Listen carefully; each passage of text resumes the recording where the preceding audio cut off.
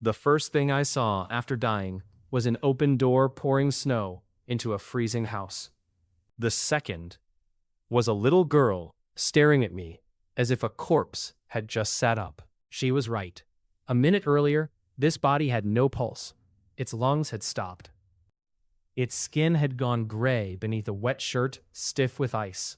I could not feel my fingers, my feet, or most of my face. But I could see warm air escaping through the doorway.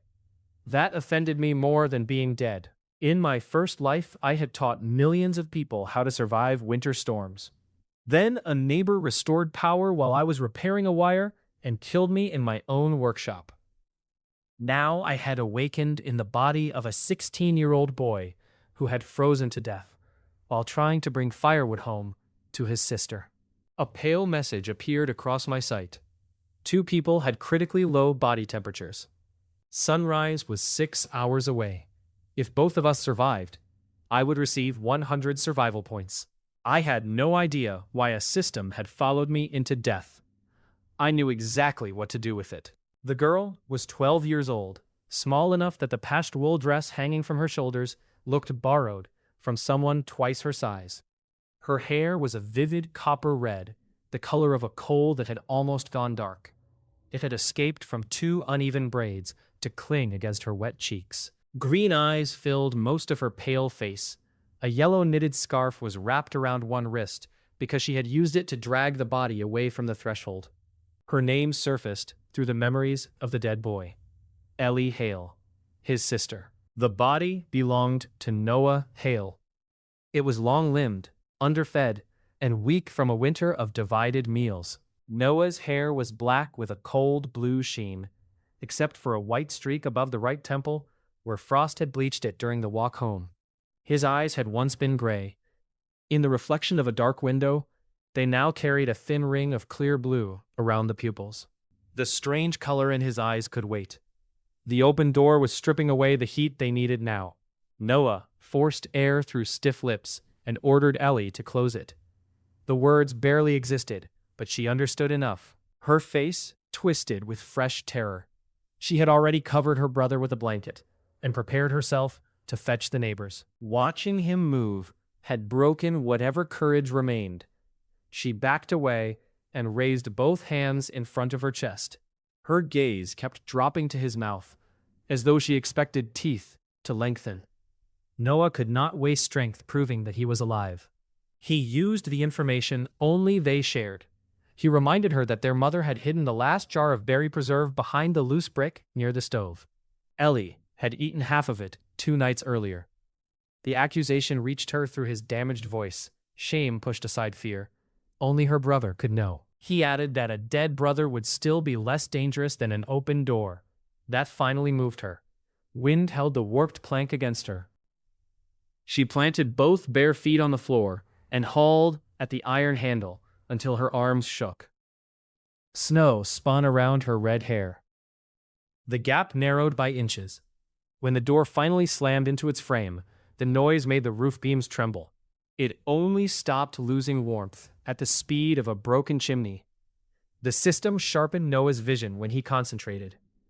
Thin, pale traces appeared over the walls. Cold air flowed through cracks around the door, under the roof, and between boards that had shrunk through years of winter. A warning hovered over the iron stove. The chimney had no draft. Ice and soot blocked the lower bend. Ellie's body temperature was a little above 33 degrees Celsius. Noah's was below 31. She had wet clothes, early frost damage in 3 toes, and too few calories left to produce much heat. He had severe hypothermia and a heart rhythm that could fail if he tried to stand too quickly. The system supplied measurements instead of rescue, and Noah could work with measurements. Noah made Ellie remove the wet outer layers first. She hesitated, because the room was colder than any place where a person should undress. He guided her through the order, keeping the dry fabric closest to the skin, and wrapping the larger blanket around her torso. Rubbing the pale toes would damage tissue, so he had her cover them loosely and tuck her feet against her thighs. His own clothes were worse. Ice had formed inside the sleeves, Ellie cut the shirt open with a kitchen knife when his arms would not bend. The dead boy's body had sharp ribs, narrow shoulders, and bruises along one side from falling in the storm. Noah noticed each injury and filed it away. None mattered as much as warmth. The house held one room. A low bed occupied the back wall. A table leaned beside it. 3 stools surrounded a stove built from riveted iron plates. Above them, frost covered the rafters in white fur. The wood box contained 2 sound logs, 1 rotten piece, and a handful of bark. Their food consisted of a small sack of oats, 3 dried fish, and a crock of hardened fat. Heating the whole room was impossible. Noah directed Ellie to pull the blankets from the bed and hang them from a rope between the stove and the wall. She did not understand why until he described the smaller space they would create. Their bodies and the stove would need to warm only a corner instead of the entire house. Ellie worked while glancing at him every few breaths. Noah's memories told him why. Her brother had been gentle, proud, and constantly afraid. Since their parents died, he had tried to solve every problem alone. He often hid shortages until they became emergencies. He had loved Ellie enough to give away his meals and lacked the knowledge to understand that weakening himself only endangered them both. The new Noah had inherited the consequences. He crawled to the stove because standing could stop his heart. The iron door was frozen at one hinge. Ellie warmed a spoon between her palms and used the edge to chip away ice. Noah removed the cleaning cap from the pipe. Black slush dropped across the floor, followed by a plug of soot, bound together by frozen moisture. The opening above it gave a weak pull. The system changed the chimney status from blocked to poor. Poor was survivable if they kept the fire small. The bed frame provided dry slats. Noah hated burning shelter for fuel, but the mattress rested on rope and could remain usable. Ellie pried loose 2 narrow boards. He shaved curls from one with the knife and packed them around bark. Only 4 matches remained in the clay jar. The first snapped. Ellie's hands shook too hard. The second flared, touched the shavings, and died in a bead of melted snow. Noah took the third between both palms. His fingers could not pinch it, so he trapped the match head against the rough side of the box and dragged. The flame rose under his cupped hands. He lowered it until orange traveled along the thinnest curl. Smoke wafted toward the pipe, and the draft held. Ellie fed the fire, 1 shaving at a time. Noah stopped her when she reached for a full log. A small hot flame would burn cleaner than a choked pile. Once the first coals formed, they added a split section no thicker than her wrist. Heat reached them slowly. It hurt before it comforted. Needles drove through Noah's palms. His feet throbbed beneath dry strips of cloth. Ellie whimpered when feeling returned to her toes, then clamped her lips together and concentrated on moving each one. Noah placed 2 flat stones beside the stove, turned them as they warmed, and wrapped them in cloth. One went against Ellie's chest, under the blanket. The other rested near her inner thighs, where blood carried warmth toward the core. He monitored the system until her temperature stopped falling, while his continued to drop. The body had no reserve left. Shivering had weakened to occasional tremors.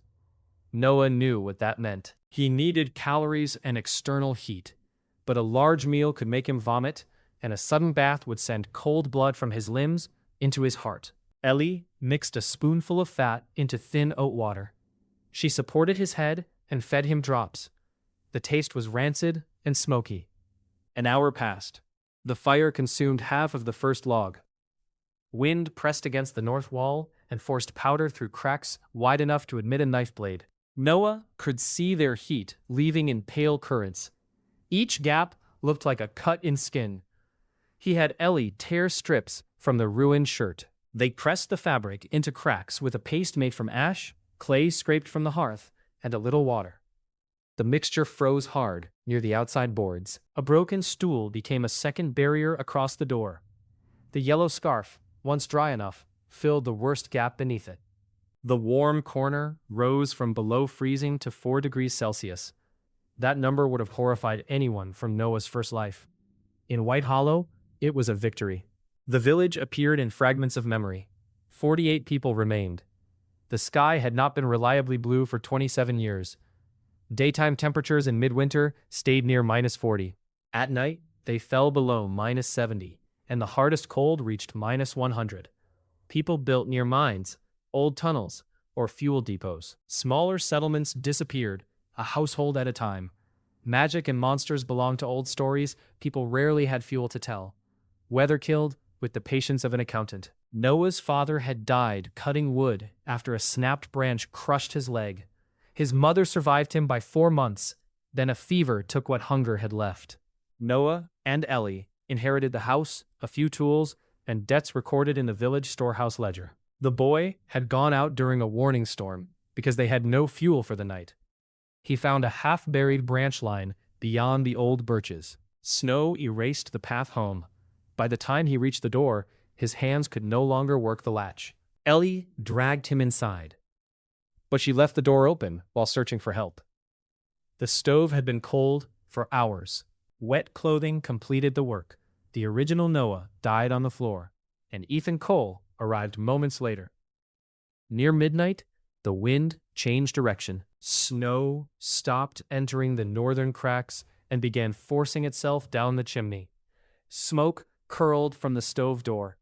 Noah saw the air quality warning before his nose registered anything. He had Ellie open a thumb-wide gap near the floor on the sheltered side, then used a metal cup to warm the pipe at the bend. The temperature difference strengthened the draft. Smoke thinned, but the fire lost heat through the fresh air. They compensated by shrinking the blanket enclosure again. Their world became a space barely large enough to sit. Ellie's copper hair glowed near the stove. The rest of the house vanished behind hanging wool and darkness. At 2 in the morning, Noah's heart began skipping beats. The system showed his temperature at 30.4. He could no longer swallow. He knew the correct procedures and lacked the equipment to perform them. A heated shelter, warm intravenous fluid, oxygen, cardiac monitoring. Those belonged to another world. Ellie saw his eyes lose focus. Panic shook her, harder than the cold had. She pressed both warm stones against him, dragged the mattress closer, and climbed under the blanket at his side. The child wrapped her arms around his torso and held on with all the strength left in her thin body. Human warmth could not solve severe hypothermia by itself, but it slowed the decline. Noah used the last of his concentration to direct her. She kept his face clear, checked his breathing, and fed the fire at intervals. When he stopped responding, she pinched the skin beneath his jaw, as he had shown her. Pain brought him back. The night narrowed into pieces. The scrape of wood, Ellie's heartbeat against his shoulder, the system changing by tenths of a degree. Frost cracking on the far wall, darkness at the edge of vision. At some point, the final sound log became Cole's. Ellie broke the second stool. She had always hated that stool because one leg was shorter. Noah remembered her rocking on it while their mother cooked. Now, she tore it apart with the iron poker, fed each piece into the stove, and wiped her face with a sleeve blackened by soot. By the time gray light pressed against the small window, the blanket enclosure smelled of smoke, wet wool, clay, and 2 people who had not washed properly in weeks. To Noah, it smelled alive. The system announced that the first mission had been completed. 2 people had survived the night. Neither had suffered irreversible frost damage. Noah received 100 survival points and 30 additional points for preserving another life. His temperature had risen to 32.1. Ellie's had reached 35. He opened his eyes fully. Ellie was asleep, sitting upright, her cheek pressed to his shoulder and one hand still wrapped around the poker. Her yellow scarf sealed the door. Copper strands had dried into a wild halo around her face. Noah watched the weak morning light touch them and understood the first rule of his second life. The system rewarded survival. He would make survival scalable. The system store opened after sunrise. Noah expected the sort of absurd abundance that would make planning meaningless. Instead, the first page resembled a disciplined emergency supply catalog. A thermal blanket cost 30 points. 10 kilograms of coal cost 20. A first aid kit cost 40. A steel saw cost 25. Strong needles and waxed thread cost 10. A good axe cost 70. A dry ration for one adult day cost 12. The prices told him more than any explanation could have done. The store could rescue people from immediate failure. It could not support a growing settlement by itself. 130 points would buy 6 days of food for 2 people, then leave them exactly where they had started. The same points could reduce fuel use, repair clothing, and preserve tools that would produce value for months. Noah bought 1 thermal blanket, 10 kilograms of coal, the steel saw, and the sewing kit. 85 points vanished. He kept 45 in reserve. The objects did not fall from the air. The system deposited them into a shallow storage space beneath a loose floorboard near his knee. That detail saved him from explaining visible magic.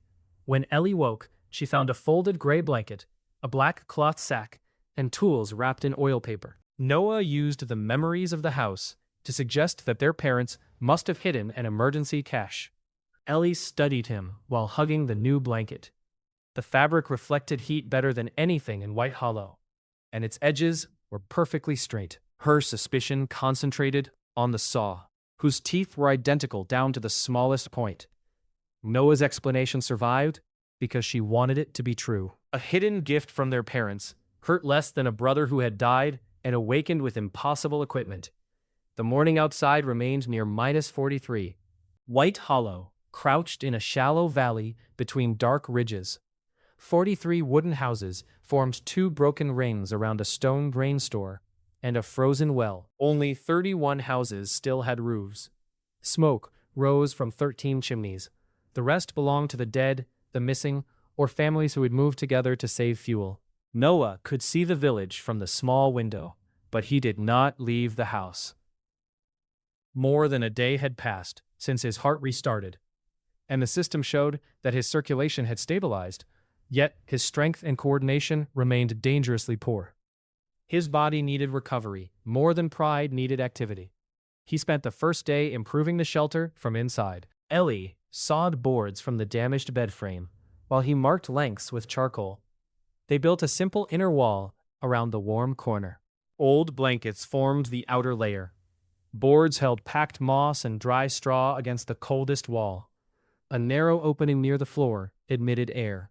The stovepipe was cleaned with a rope and a brush made from bundled twigs.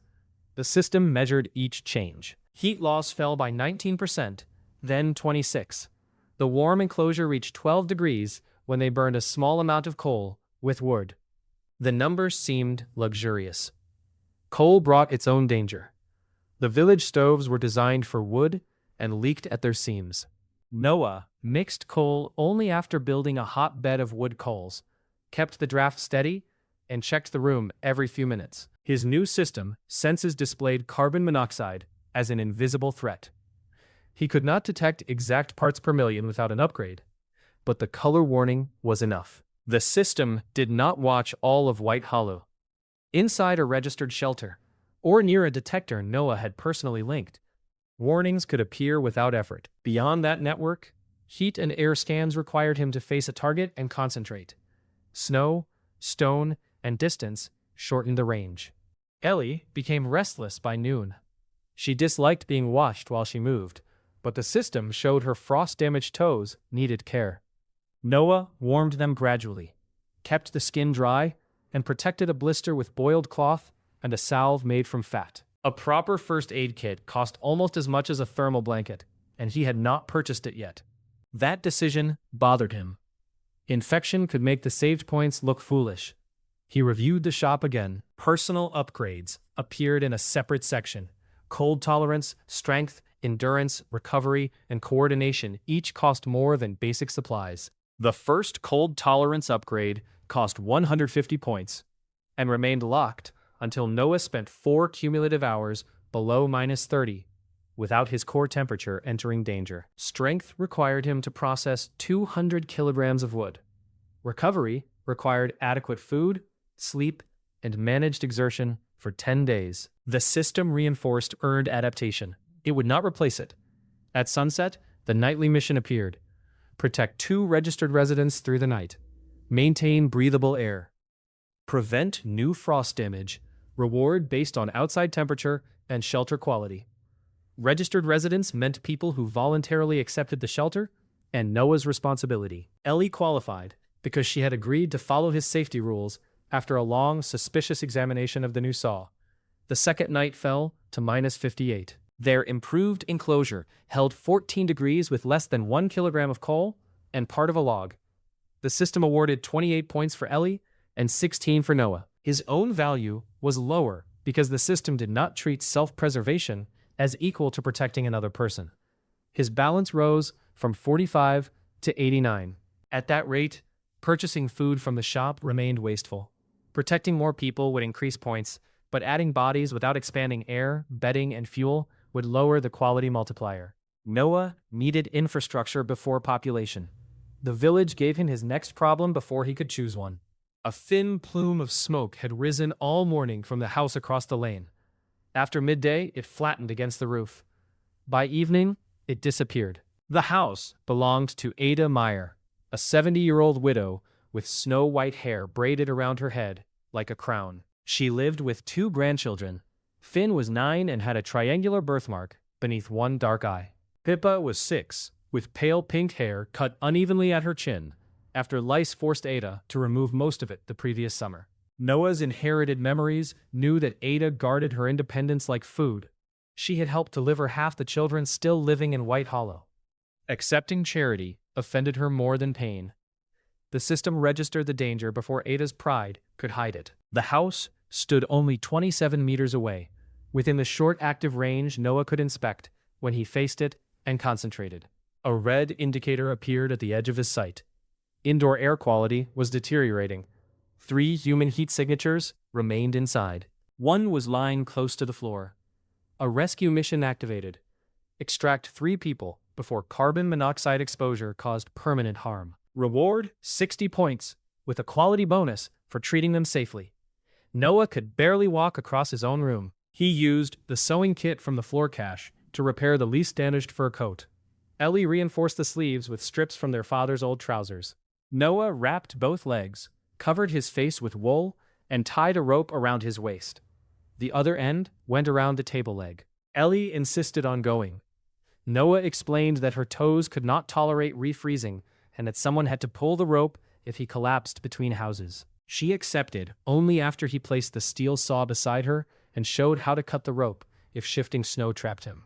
The distance across the lane was 27 meters. Wind turned it into a field without edges. Noah moved beside the rope, one hand sliding along it. Snow reached his knees. The cold struck the lungs through cloth. His new body lacked the muscle to lift each leg cleanly, so he leaned forward and used short steps. The system displayed skin exposure, core temperature, and remaining safe exertion time. It did not move his feet. At Ada's door, he pounded with the iron ring. No answer came. The latch had frozen. Noah used the back of the saw to break the ice, then discovered a wooden bar across the inside. The window was the only route. He wrapped his arm in the coat hem and struck the corner pane. Glass resisted once, twice, then broke inward. Smoke rolled out, gray against the snow. Noah cleared the sharp edges with the saw and climbed through. The heat inside the house was stronger than expected. Ada had overfed a smoking stove after the chimney froze. The room contained warmth and poison. Finn lay near the table. Pippa was curled beneath it. Ada sat beside the stove with her hands resting in her lap, conscious enough to turn her head and too confused to stand. Noah opened the door bar first. Fresh air entered in a low rush.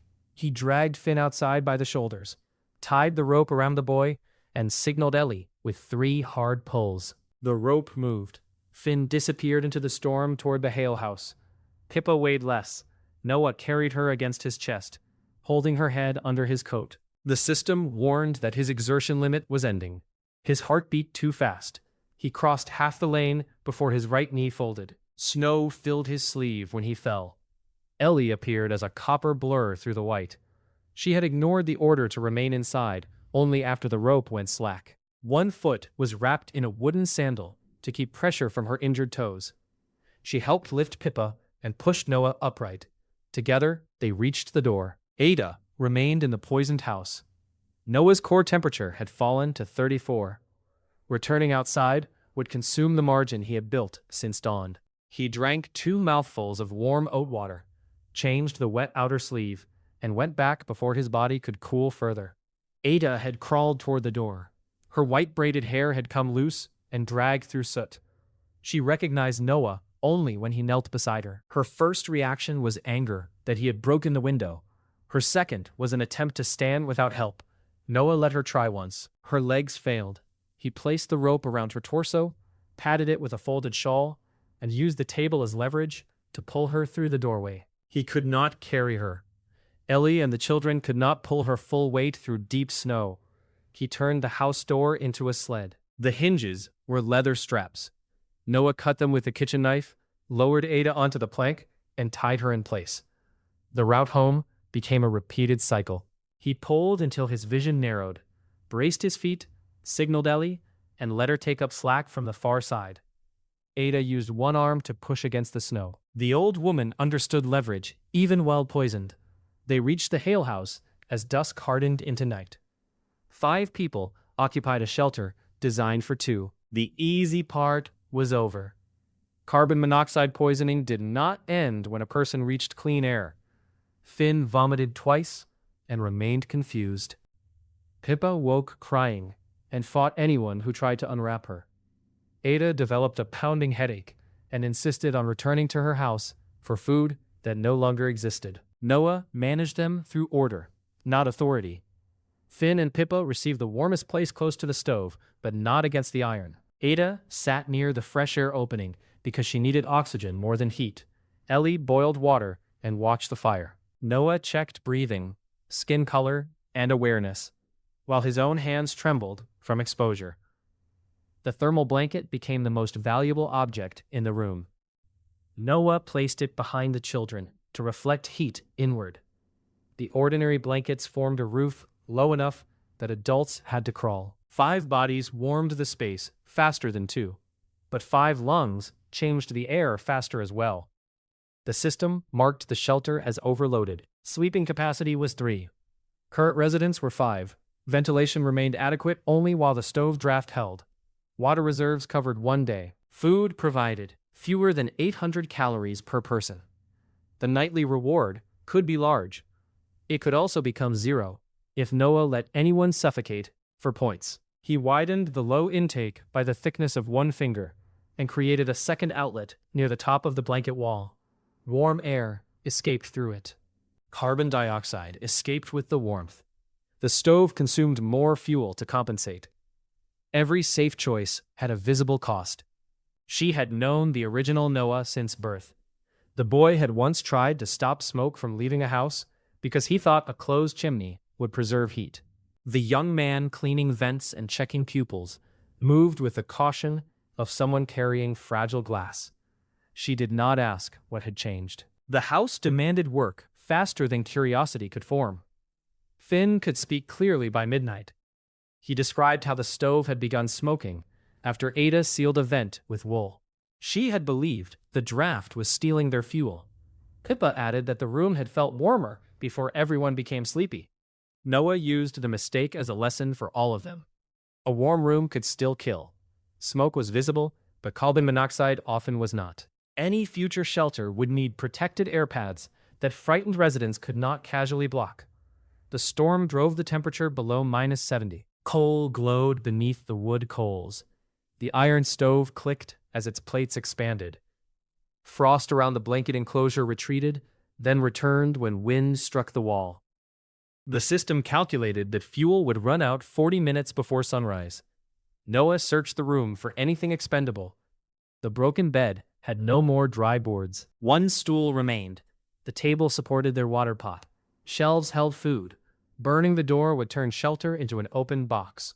Ada noticed his gaze and removed a carved walking stick from beside her coat. Her husband had made it before the climate collapse.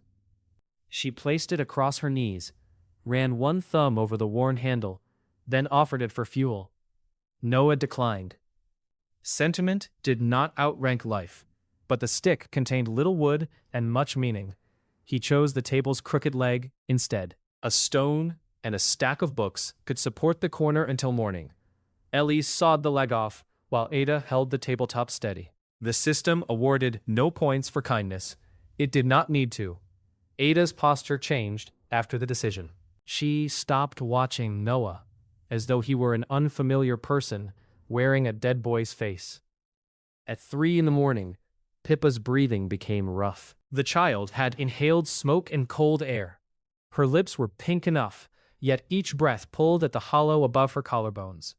Noah lacked medicine. The first aid kit cost 40 points, and his balance stood at 89.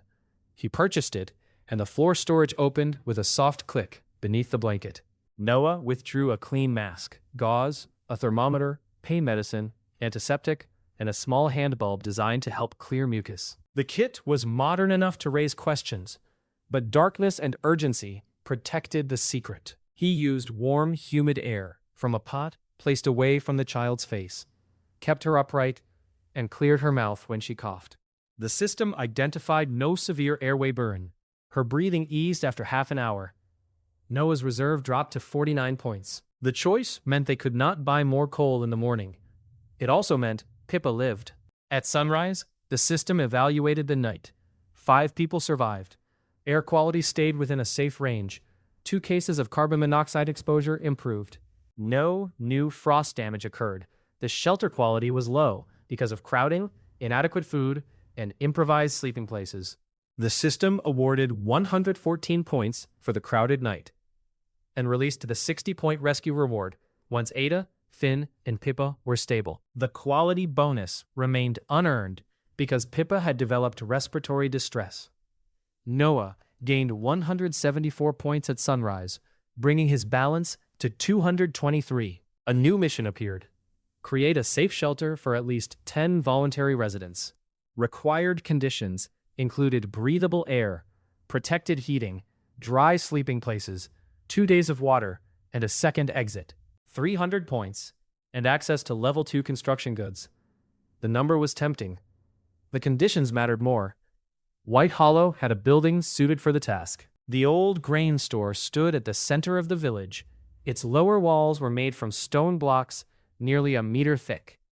The roof had collapsed on the western side, and ice filled the storage pit, but the eastern chamber remained intact.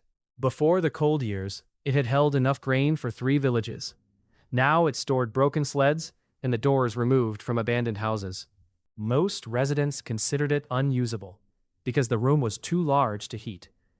Noah saw thermal mass, fire resistance, and space for an inner insulated structure. The next morning brought clear air and minus 47 degrees. That counted as good weather. Ada recovered enough to walk with her carved stick. Her white hair returned to its crown braid. Finn wore a brown cap with one ear flap missing. Pippa hid inside the gray thermal blanket until only her uneven pink hair showed. They could not return to a poisoned house with a broken window. Ada accepted temporary residence under Noah's roof, then made it clear through sharp gestures and practical demands that temporary meant only until repairs were possible. Noah spent 20 points on another 10 kilograms of coal, 25 on a second saw, and 40 on a set of basic construction tools. 2 thick wool blankets and a roll of ceiling cord cost another 80. He kept 58 points unused. The first expansion involved no grand building. He connected Ada's house to the Hale house with a rope guide, repaired the chimney, and replaced the window with 2 layers of oiled cloth stretched over a wooden frame. Garrett rehung the door Noah had used as a sled on new leather hinges and fitted an inner bar. Air trapped between the window layers slowed heat loss. The repair looked poor and worked well. Ada moved back with the children during daylight, but at sunset she brought them to Noah's shelter. She accepted his safety rules voluntarily. The system registered all 3. News spread through White Hollow because smoke traveled and children talked. By the second afternoon, residents knew that Noah had crossed a storm, broken into Ada's house, and kept 5 people alive at minus 70. They also knew he owned a saw whose teeth looked machine-cut. Curiosity brought the first visitors. Garrett Vale arrived carrying an axe older than Noah. He was 58, broad through the shoulders even after years of rationing.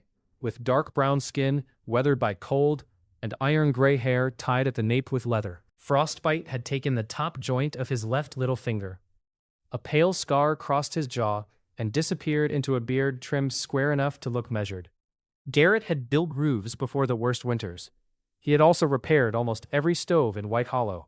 The original Noah feared his silence, because Garrett used questions like tools, selecting the smallest one that could expose a mistake. He inspected the blanket enclosure, chimney cap, sealed cracks, and floor storage. His attention paused on the modern saw. Then he examined the warm air outlet Noah had placed high in the enclosure. Garrett did not praise anything. He pointed out that the blanket roof hung too close to the stovepipe and could ignite if the pipe shifted. Noah moved the rope before the old carpenter finished the inspection. That response earned more respect than an argument would have. Noah showed him the grain store through the window and described an inner house built within the stone shell. Garrett listened while tracing roof loads in soot on the wall. He identified 3 problems. The western collapse had pushed the remaining beams outward. The floor over the old storage pit could fail under crowded beds. The original chimney channels had been sealed with ice for years. Noah added 2 more. A single entrance would become a grave if snow buried it. The chamber needed controlled ventilation that residents could not block. Their planning lasted until the light faded. Garrett left with no promise. At dawn, he returned with a coil of rope, a carpenter's square, and 2 young men carrying shovels. One was Silas Bourne, the village hunter. He had rust-red hair shaved close on the sides, and a long scar across the bridge of his nose. His 14-year-old son had died during the previous winter after a shared storehouse distributed moldy grain. Since then, Silas trusted family supplies and little else. He came because Garrett demanded another strong back, not because he believed in Noah. The other was Mara Venn, though no one in White Hollow mistook her for a young man after a second look. She was 19, narrow-faced, and tall, with deep violet hair cut to her jaw so it would fit beneath a work hood. One eye was brown. The other was cloudy silver after a childhood infection. Mara repaired metal pots and stove seams with her father's tools. She had come to judge whether the grain store could hold 3 large stoves without burning its roof. Their appearances fixed themselves in Noah's mind along with their functions. Garrett carried weight like a wall. Silas moved as though every object might belong to someone trying to cheat him. Mara touched metal before forming an opinion about it. The group crossed the village under a pale sky. White Hollow watched from dark windows. Noah entered the grain store first. Cold filled it with the stillness of deep water. Snow sloped down through the broken roof. Frost covered the stone walls. A cracked wooden wheel leaned over the old grain pit. The eastern chamber could hold 50 people if rebuilt correctly. It could also kill 10 workers before the first bed was installed.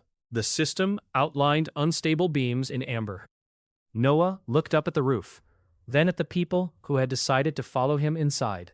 His second mission had begun. The roof did not fail when Noah expected it to.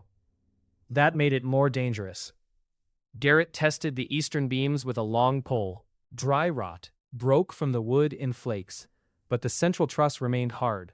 The western collapse had dragged 2 support posts out of line. Their weight now rested on a cracked crossbeam above the doorway between chambers.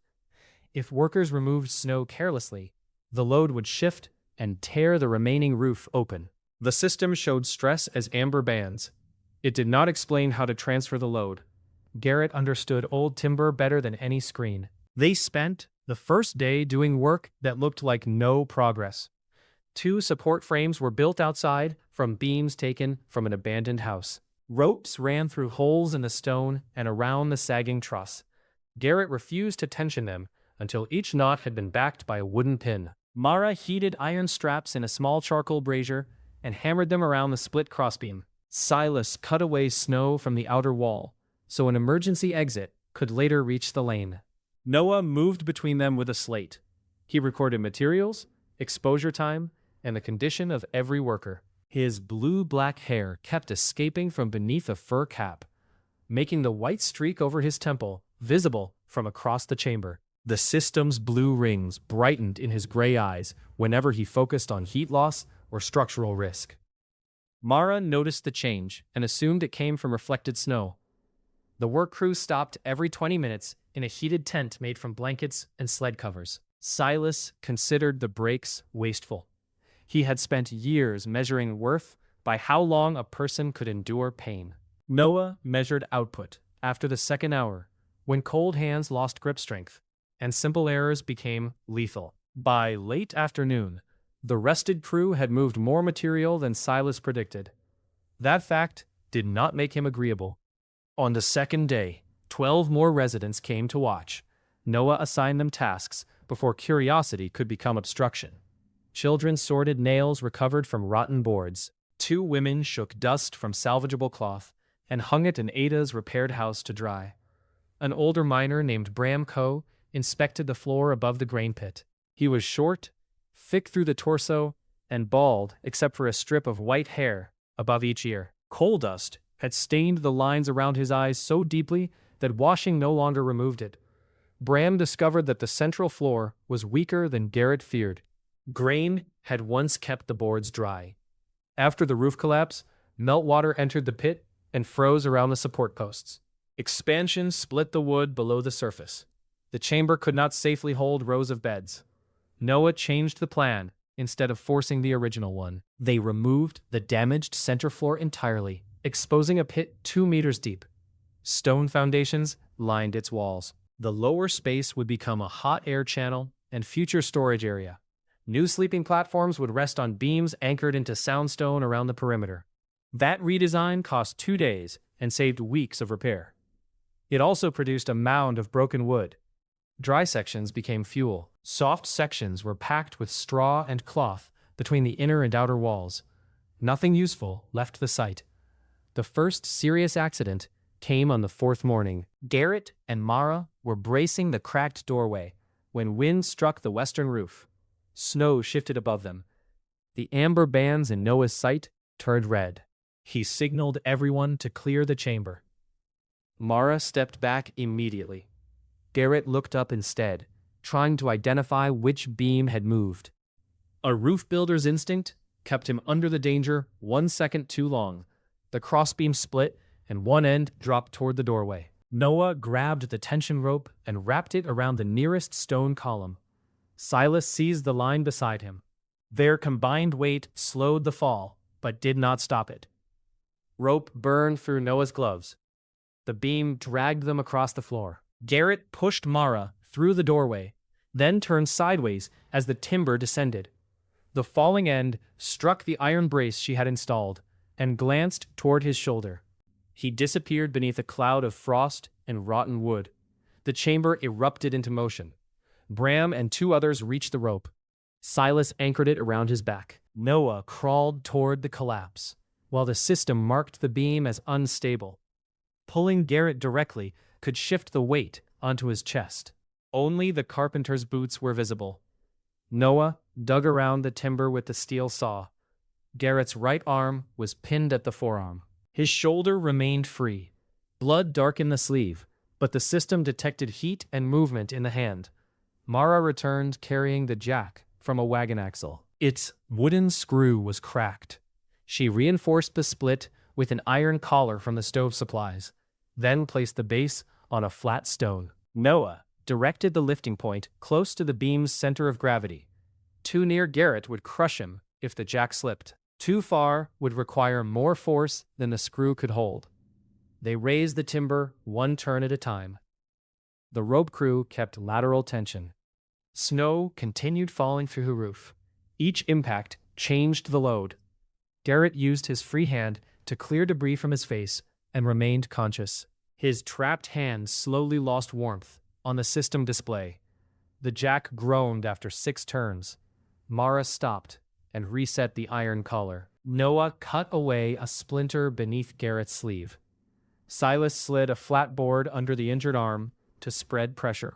On the 9th turn, the gap widened enough. Garrett pulled once. His coat caught on a nail.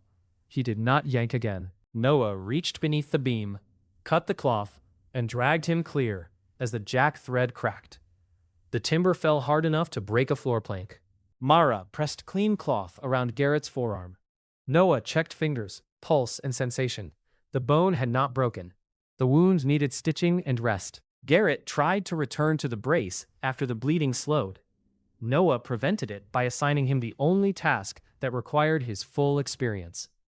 From a stool inside the warming tent, Garrett redesigned the roof supports while others followed his measurements.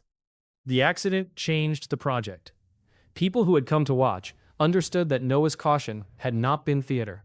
They also saw that he had risked his own hands to hold the rope, then followed Mara's mechanical solution instead of claiming command over every decision. White Hollow began supplying labor. The village economy had little money left. Work moved through obligation, food shares, fuel shares, and family stores.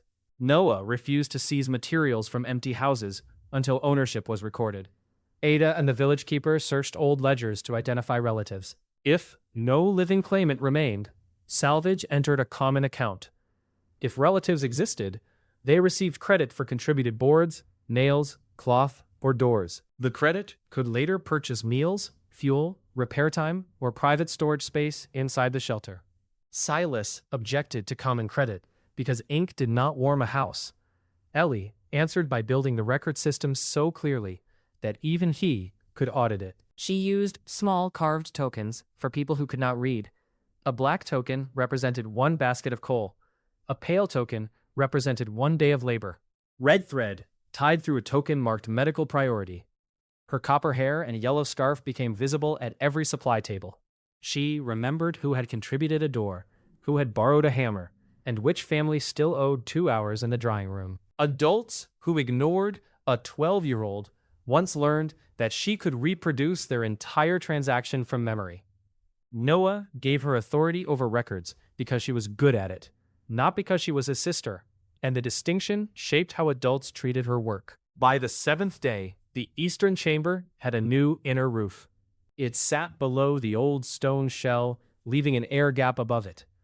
Double walls divided the sleeping area into smaller zones. A protected intake brought outside air beneath the floor, where it warmed before entering the room. Exhaust ducts rose through the old grain shafts. Their handles sat behind locked grates so no frightened resident could seal them. Mara installed 1 large stove and 2 smaller reserve units. Rather than sending smoke directly upward, she guided the sealed iron flues along the stone wall before they reached the chimney. More heat entered the room. Clean-out ports appeared at every bend. The second exit reached the lane through a short tunnel built from stone blocks and timber. Its outer door opened inward, so snow pressure could not trap it. Garrett insisted on an axe mounted beside the inner frame, in case ice locked the hinges. Noah used 120 points earned from 7 safe nights to buy a roll of high-quality insulation, iron fasteners, and 2 simple carbon monoxide detectors. He hid their modern casings inside wooden boxes. Mara took one apart under his supervision. The components exceeded local manufacturing, but she understood the principle of an alarm responding to poisoned air. She built mechanical heat indicators from wax plugs for every stove. They could not sense carbon monoxide, yet they warned when a flue grew too cold and lost draft. The system recognized the shelter before it opened. Capacity reached 24. Heating and ventilation passed inspection. 20 dry sleeping spaces were ready. Water would last 1.4 days at full capacity. And the second exit met the requirement. The mission required 10 residents and 2 full days of water at the shelter's rated population. The building was close. Noah did not invite anyone yet. He filled 4 additional lidded barrels from melted snow, measured fuel use through 1 full night, and ran a smoke test with damp grass. The added storage raised the water reserve to 2.3 days at rated capacity. Air followed the intended path. 1 sleeping alcove remained colder because a hidden crack passed through the outer stone. Garrett found it by watching frost grow around a nail. They sealed the crack. The following morning, the sky over the eastern ridge turned the color of old iron. Bram recognized the pressure drop in his joints. Silas saw high cloud moving against the lower wind. Ada found a ring of frost forming on the inner side of her repaired window. The village weather bell sounded twice. A white night was coming. White Hollow used 3 bell patterns. 1 strike meant ordinary nightfall. 2 meant temperatures below -70. 3 meant every person should enter the strongest available shelter before the wind erased the paths. The keeper struck the bell 3 times before noon. Families began preparing their own houses. Habit defeated evidence. Some people had survived 20 winters by guarding family stoves. Moving into the grain store meant carrying food past neighbors who might see how much they possessed. It meant sleeping beside strangers, trusting shared air, and accepting rules created by a boy who had nearly died a week earlier. Noah did not order anyone to come. Voluntary trust formed part of the system, and forced residence would make the shelter harder to manage. He opened the eastern chamber, lit the main stove, and posted capacity markers beside the entrance. Ada arrived first, with Finn, Pippa, 2 pots, and the carved walking stick. Garrett followed with his injured arm bound against his chest. Mara brought tools instead of bedding. Bram came with his wife Nessa, whose long silver blonde braid reached below her waist and made her easy to identify beneath any hood. 3 other families joined before dusk. 13 residents entered before the doors closed. Silas remained in his own house with his younger daughter, June. He had rebuilt their stove that autumn and stored enough birch for 12 nights. Trusting his work felt safer than trusting a crowd. The outside temperature dropped through -60 before sunset. Wind filled the main lane to knee height. The eastern chamber held 17 degrees near the stove and 11 at the far sleeping platforms. People removed outer coats in reluctant stages. Steam rose from wet hems in the drying zone. The system activated the larger nightly evaluation. 13 registered residents. Shelter quality acceptable. Water sufficient for 82 hours at current use. Food sufficient for 4 days at restricted ration. Fire risk low, potential reward 280 to 400 points, depending on conditions. Noah ignored the number and watched the room. The first problem came from clothing. New arrivals carried snow into the warm zone. It melted across the stone threshold and ran toward the lower air intake. If water entered the channel, it would freeze farther outside and reduce ventilation. Ellie reorganized the entry. Boots remained on a raised grate. Mara cut shallow drainage grooves toward a bucket pit. Pippa and Finn carried dry rushes across the wet floor and treated the work like a race, though no one gave them permission to run near a stove. The second problem came from food. One family heated a pot with the lid open. Moisture condensed on the colder north wall, creating a shining skin.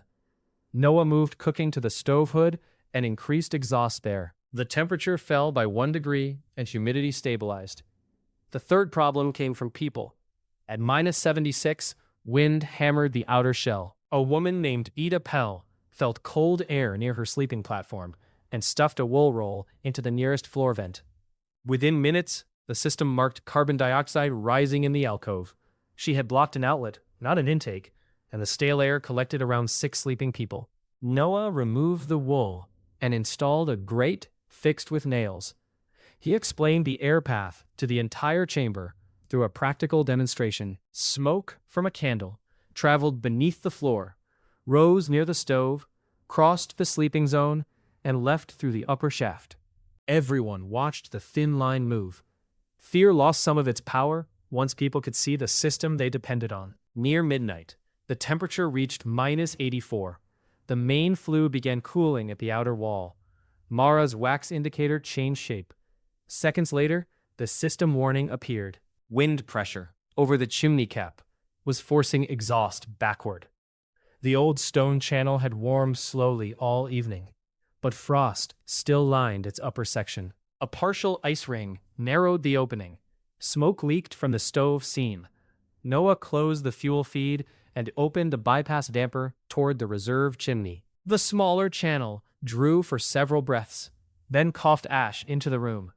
It had collected debris left by birds, before birds vanished from the valley. The alarm inside the wooden box sounded with a harsh mechanical buzz. People surged toward the entrance. Opening the main door would fill the chamber with wind and snow. Bodies packed into the small vestibule. A child fell between adults. The orderly shelter came close to destroying itself through panic. Garrett used his uninjured arm to brace the inner door. Bram and Nessa redirected people toward the second exit corridor, so the crowd spread across fresh air zones. Ellie climbed onto a barrel where everyone could see her yellow scarf. She pointed residents toward assigned platforms and counted each child until the room regained order. Noah reached the stove. Mara was already removing the reserve cleanout plate. Hot ash spilled into a metal tray. The channel beyond remained blocked, higher up. They needed draft before the room filled with poison. Noah divided the problem. The main chimney required external clearing. The reserve channel required internal heat. Mara inserted a narrow iron pipe into the reserve flue and fed a burning oil rag through it. The flame heated the vertical shaft without adding smoke to the room. Noah prepared to go outside. Garrett tried to stop him with a grip on the shoulder. His injured arm made the meaning stronger. Noah showed the system map on a charcoal sketch instead of explaining the invisible screen. The ice ring sat near the chimney cap. A person had to climb the outer ladder and strike the stone from the sheltered side. Silas was the best climber in White Hollow. Silas was not inside. Noah used the level 1 cold tolerance trial as preparation. He layered wool, fur, oiled cloth, and a scarf across his face. Mara tied a rope around his chest. Bram anchored the other end to a stone column. Noah placed the system first aid kit inside his coat and stepped into the second exit. Wind erased the village. At -84, exposed skin froze in less time than a person needed to recognize pain. Noah moved within a tunnel of rope. The grain store wall rose on his right. Snow struck from the left and stuck to his lashes. The system counted safe exposure in seconds. The chimney ladder had disappeared beneath Rime. He cleared each rung with the back of an axe before trusting it. Gloves reduced his grip. The damaged body still lacked endurance. By the 6th rung, his thighs shook. The rope tightened from below whenever wind pulled him away from the wall. At the roofline, the gusts became stronger. Noah crawled on knees and one hand, keeping the axe hooked around a stone ridge. The chimney cap was a white shape against white sky. Ice had formed beneath its iron hood, exactly where warm moisture met outside air. The ring left an opening no wider than 2 fingers. He struck the outer stone first, using vibration to fracture the bond. Hitting the ice directly could send fragments down the flue and damage the damper. 3 blows produced cracks. 5 loosened one side. A dust caught the axe during the 6th swing and twisted Noah's shoulder. His glove slipped from the handle. The axe slid across the roof. Noah dropped flat and caught the leather loop with 2 fingers. The movement pressed his face into ice. The scarf shifted. A strip of skin beside his left eye met the air. The system flashed exposure danger. He trapped the axe beneath his chest, fixed the scarf, and continued with shorter blows. The cold had entered the metal through his gloves. His palms lost sensation. Inside, the main room temperature fell, while the fire remained throttled. Mara's heated pipe cleared part of the reserve channel, but soot caught fire above the bend. The flue glowed dull red. She closed the oil feed and packed sand around the nearest wall joint. Garrett moved bedding away. A working draft had become a chimney fire. Mara chose control over panic. She starved the reserve stove of air, but kept the channel open enough that gases moved upward. The burning soot consumed itself in the sealed stone section. Her cloudy silver eye reflected the red seam, while her good eye watched the wax indicator. On the roof, Noah broke the ice ring. A column of dark smoke burst beneath the cap. Heat struck his face, then vanished into the wind. The main chimney pulled with enough force to vibrate the stone under his knees. He signaled through the rope. Mara reopened the main damper. Smoke inside the chamber turned toward the flue. The alarm continued for 4 minutes, then stopped. Noah still had to descend. His right hand would not close. The injured shoulder weakened his left. He wrapped the rope once around his forearm and lowered himself by sliding rather than climbing. Halfway down, a rung broke under his boot. His weight dropped onto the chest rope. Air left his lungs. The wall struck his hip. Bram and two residents hauled him toward the lower platform. Garrett reached through the exit and caught the back of his coat. Noah entered the chamber, with frost whitening one side of his face. The room had held. At 2 a.m, the storm reached -89. The grain store consumed coal faster than projected because both chimneys remained warmer than normal. Noah rationed the main stove by zones. Families moved their sleeping rolls inward. Outer alcoves were closed with curtains. Human heat became part of the calculation. A pounding reached the main door before dawn. Silas had come from his house carrying June beneath his coat. Their chimney cap had torn away. Snow entered the flue and extinguished the stove. Silas had tried to repair it, lost a glove, and recognized the point at which pride became a weapon against his daughter. His rust-red hair had frozen into spikes around his hood. The scar across his nose was white. June's dark red braid lay stiff against her coat. The shelter registered 2 new voluntary residents. Noah placed June beside Pippa in the warmest zone. Silas surrendered his private sack of birch to the common fuel pile without being asked. Less than half an hour before first light, Oren Ket and his 16-year-old son Cal reached the second exit. They had abandoned a root cellar whose ceiling had begun to bow under snow.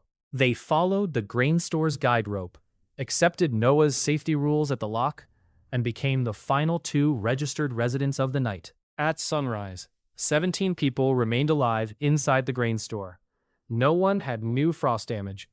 Carbon monoxide exposure stayed below harmful levels after the chimney failure. The room held 8 degrees at its coldest point. 2 houses elsewhere in White Hollow lost roofs. 1 family survived by burning a wardrobe. A different household reached the grain store after the system evaluation with mild frostbite, after sheltering beneath an overturned sled. The system completed Noah's mission for a safe shelter of 10.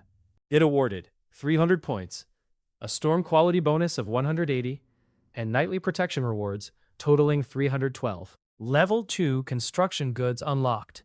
Efficient stove plans, high-temperature sealant, ventilation fans powered by heat difference, better insulation, hand pumps, mining lamps, structural brackets. Noah sat near the stove while Ellie treated the frost strip beside his eye. He had enough points to strengthen his body, improve the shelter, or purchase fuel for weeks. Around him, families slept in rows beneath an intact roof. The choice was no longer his alone. White Hollow moved into the grain store over the next 12 days. Noah never announced a general evacuation. Families made the decision after comparing numbers. A private house required 1 stove, 1 active night watch, and enough fuel to warm exterior walls on every side.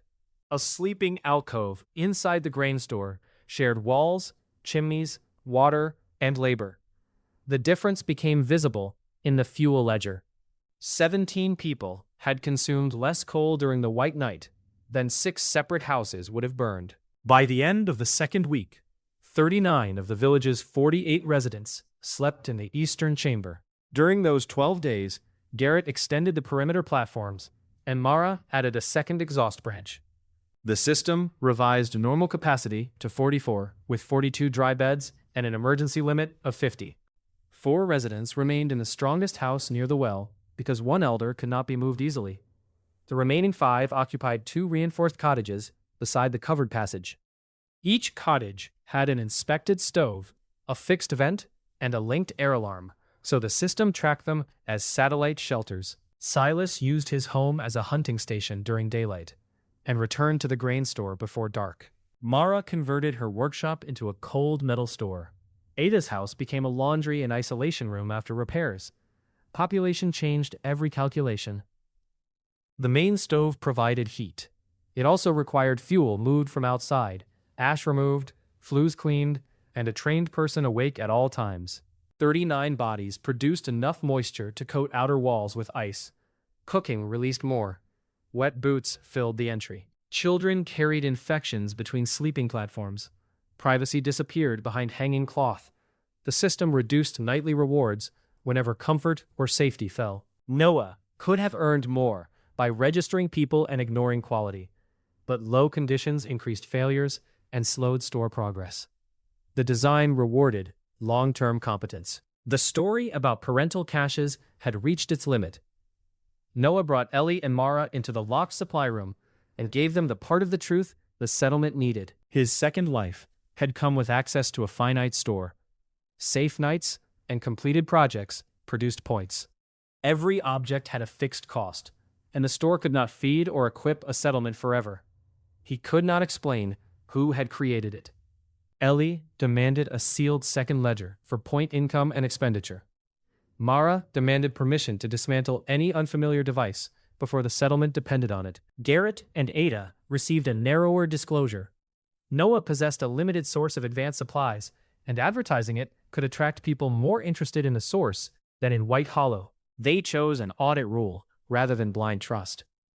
No system purchase could enter public use until Ellie recorded its cost, and 2 council members approved its purpose. To everyone else, the objects were listed as Noah Reserve Materials. Ellie's yellow scarf marker still closed the supply room during a purchase. His closest allies no longer had to pretend that perfect saws and alarms had come from abandoned cottages. Noah used 200 points for the efficient stove blueprint and high-temperature sealant. Mara rebuilt the main firebox with a secondary air channel. Hot gases burned twice before entering the flue. Fuel use fell by almost a quarter. Garrett used 140 points worth of structural brackets and insulation to expand sleeping platforms above the old grain pit. After inspection, the central grain store could house 48 permanent residents and 56 in a short emergency, while the linked cottages and well house remained separate rated shelters. Noah reserved 150 points for cold tolerance.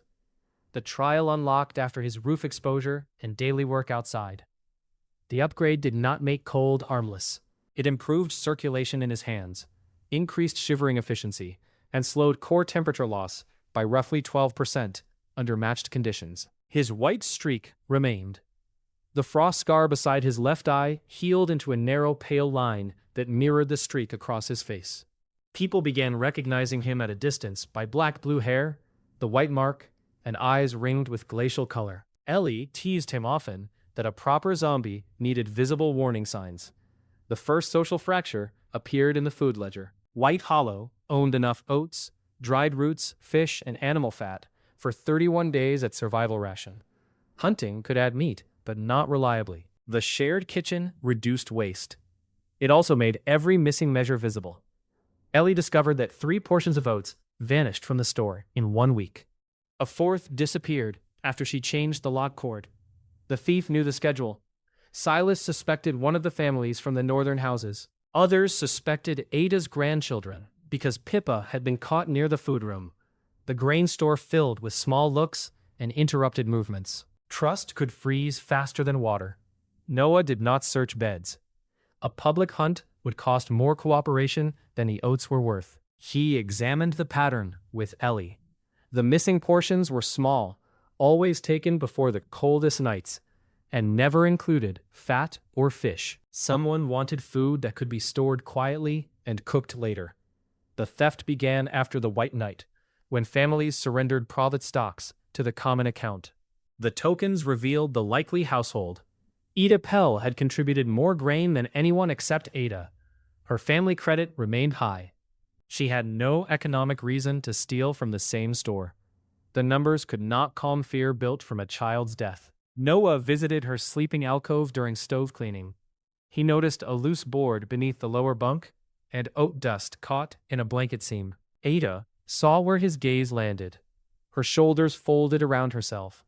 She had lost a daughter during a ration failure 3 winters earlier. The child died on the same day a storekeeper promised that more food would arrive. Ida had not taken grain to eat. She had buried 4 small packets beneath the bed for the night when the common system failed. Noah returned the packets to the store without exposing her. Then he changed the system. Every household received a sealed emergency tin containing 1 day of oats, salt, and fat. The tins belonged to the families and could not be counted in ordinary rations. Breaking the seal required reporting the reason, but no permission. A second village reserve was hidden in a different stone room, and managed by 3 people with separate keys. Ida volunteered for the first reserve inspection. After that, the thefts stopped. The solution reduced immediate food by 2 full days. It increased trust enough that 3 families revealed supplies they had kept hidden in private houses. The final ledger gained 6 days. Water became the next limit. Melting snow consumed nearly 1/5 of the daily fuel and filled the air with moisture. The old village well reached liquid water below 12 meters of ice and stone, but its hand pump had cracked. Residents had abandoned it after the iron pipe split during a freeze. Noah spent 90 points on a modern hand pump, then decided not to install it intact. Replacement parts would never exist locally. Instead, he and Mara disassembled it. Garrett studied the seals.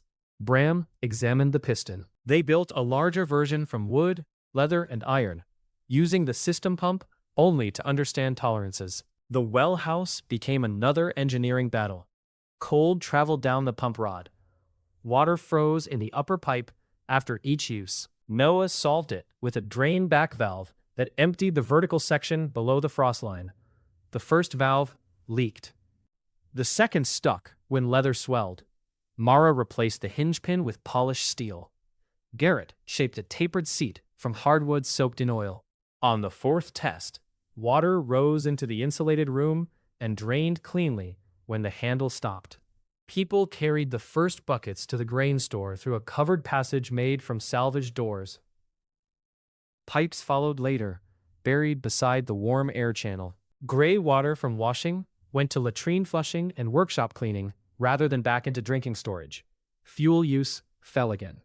The nightly system evaluation changed after 30 people registered.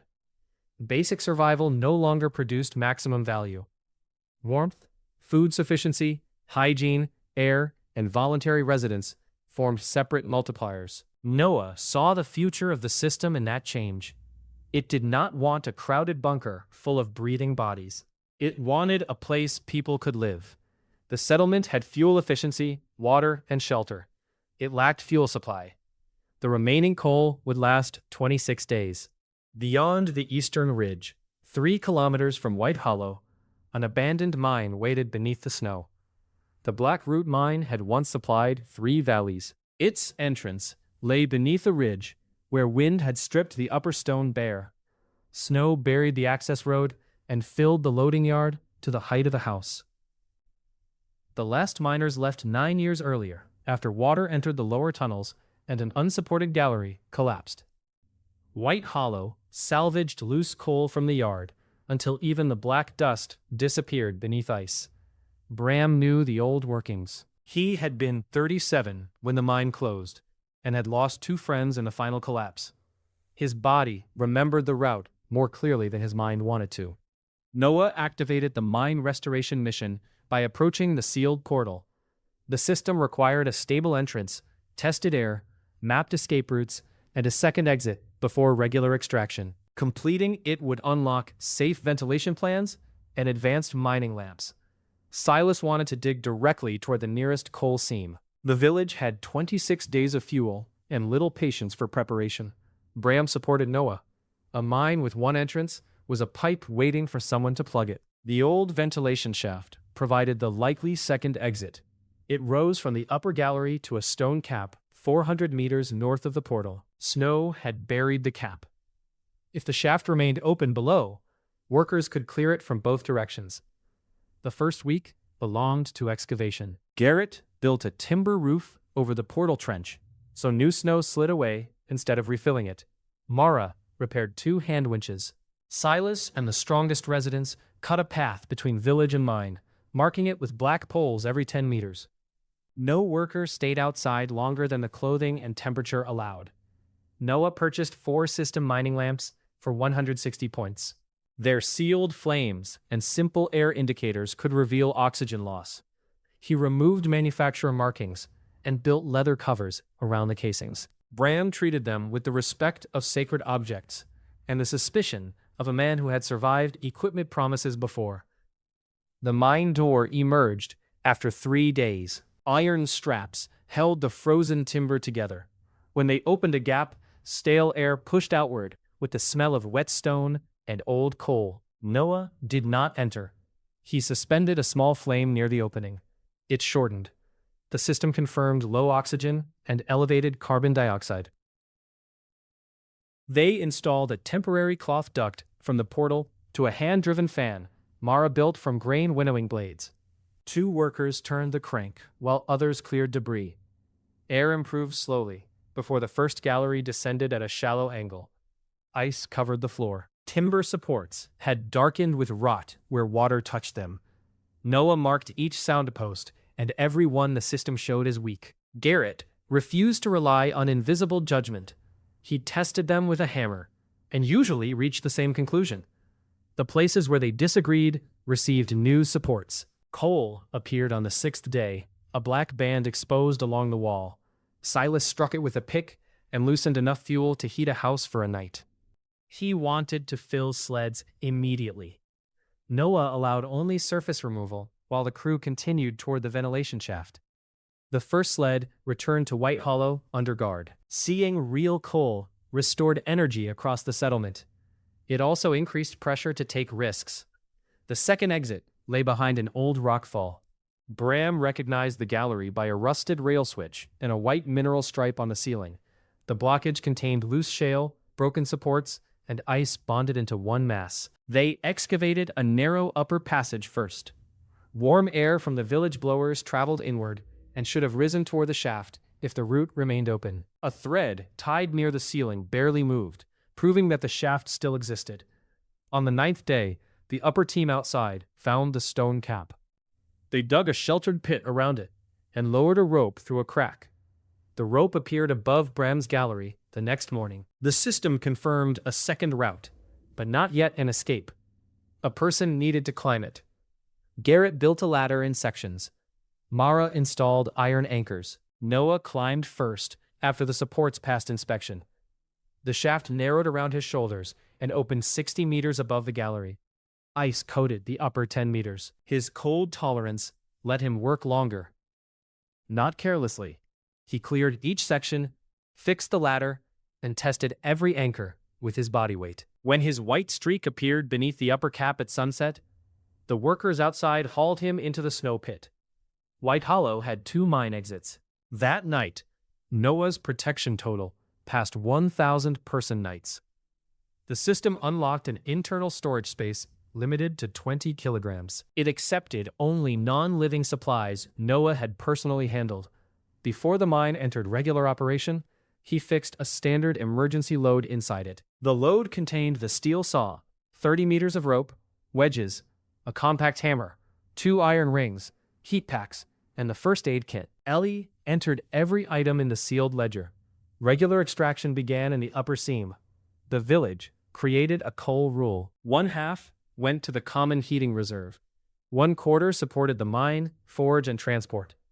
The remaining quarter paid workers and households that supplied tools or timber. Private shares could be traded, but not burned in unsafe stoves inside the grain store. Silas considered the common half excessive until Ellie showed him the nightly consumption ledger. A mine created fuel only while workers remained warm enough to enter it. The system mission was close to completion when the mine tried to collect its price. A team of 7 entered the north gallery to test a richer seam. Bram led. Silas worked beside him. 3 younger miners loaded sleds. Noah inspected supports. Mara adjusted the canvas ventilation duct. Mineral-rich water had collected under pressure behind the wall over years and remained liquid where deeper rock held a little heat. The system detected a temperature difference but could not identify pressure through thick stone. Bram noticed the coal face sweating, a dark shine that should not exist below freezing. He stopped the picks. The wall cracked anyway. A jet of black water burst through the seam. It struck one miner in the chest and threw him into the rail. More water followed, carrying coal fragments and ice. The gallery floor became a moving stream. Noah signaled the retreat and shouted the route back to the junction. Mara released the duct before water tore it from the main line. Silas dragged the injured miner. Bram moved last, checking that no one remained at the face. The ceiling support nearest the crack shifted. Water undermined its base. The post kicked sideways. Rock dropped across the gallery between Bram, Silas, and the others. The collapse filled the tunnel with dust and darkness. Noah landed behind an overturned sled, with Mara and 2 miners. The injured man lay on their side. Bram and Silas were beyond the fall. The main lamp had gone out. System markers showed 5 bodies nearby. 2 heat traces remained behind the rubble, one lower than the other. Air moved weakly through cracks, but water continued rising along the floor. The easy response was to dig straight through. The collapse had formed a wedge. Removing lower rocks would release the load above and bury the trapped men. Noah used the system temperature map to find a narrow cold line near the ceiling, where outside air passed through. An older service crawlway crossed above the gallery. Bram knew it might exist. The original plans had burned years earlier. Noah split the team. Mara and 1 miner stabilized the collapse with short timbers from the ventilation rack. The second miner carried the injured man toward the entrance. Noah crawled back to the last junction and climbed a maintenance notch in the wall. The crawlway entrance had been sealed with boards and clay. Noah cut through using the system saw from the emergency inventory he had prepared before regular extraction. The crawlway was barely high enough for shoulders. Coal dust filled Noah's mouth through the scarf. He pushed the lamp ahead and followed the cold draft. The system showed Silas's heat trace moving. Bram's remained still. Below, water reached the trapped men's knees. Silas had freed himself with a cut across the scalp. Bram lay under a support timber that pinned one leg. Silas tried to lift it and could not create room for leverage. He packed loose coal beneath Bram's shoulders to keep his face above the rising water. Noah reached a point directly over them. The crawlway floor consisted of thin boards beneath hardened fill. He tested the span. Breaking through in the wrong place could drop material onto Bram. Mara shouted the trapped position from the gallery side through the rubble. Noah combined her sound with the heat map and measured 2 arm lengths toward the wall. He cut a square opening. The board gave way. His lamp illuminated Silas's rust-red hair below. Noah lowered rope and wedges. Silas looped the rope around the fallen timber. Noah anchored it through the crawlway supports and built a simple tackle using 2 iron rings from inventory. Mara's team pulled from the other side through a crack in the collapse.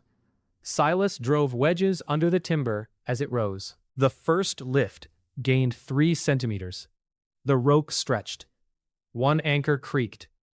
Bram's heat trace faded as icy water covered his trapped leg. Noah could not increase force without tearing the crawlway roof down. He changed the angle instead. Mara moved the gallery side rope lower. Noah shifted his upper anchor closer to the wall. The combined pull rotated the timber, rather than lifting its full weight. Silas drove the final wedge. Bram pulled his leg free.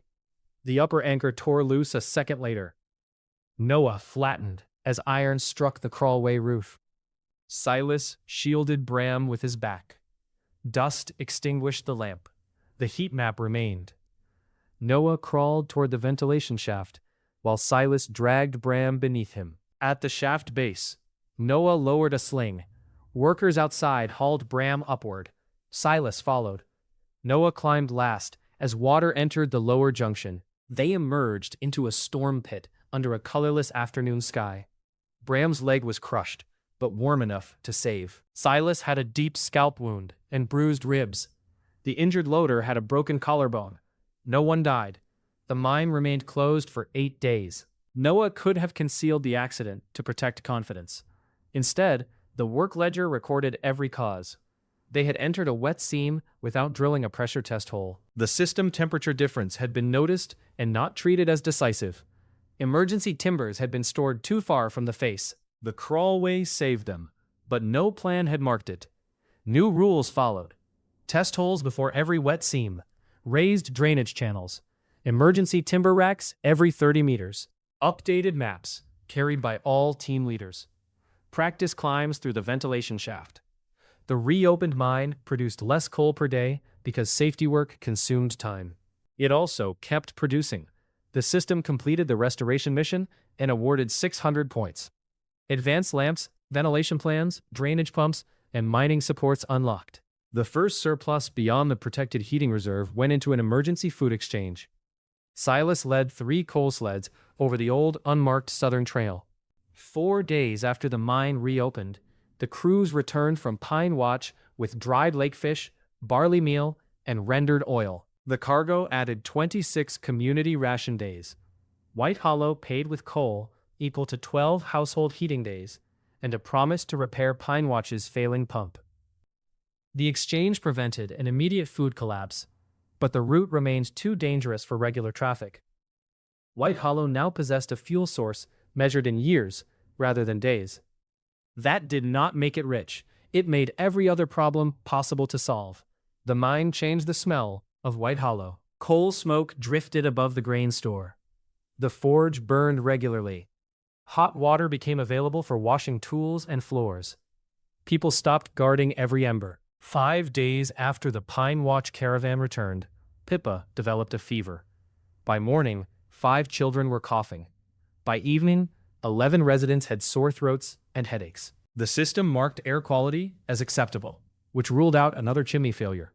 Humidity had climbed above 70% in sleeping zones. Wet clothes dried too slowly. Bedding touched between families. One infection traveled through the shelter faster than cold ever could. Noah isolated Pippa and the other early cases in Ada's empty house, connected by the covered passage.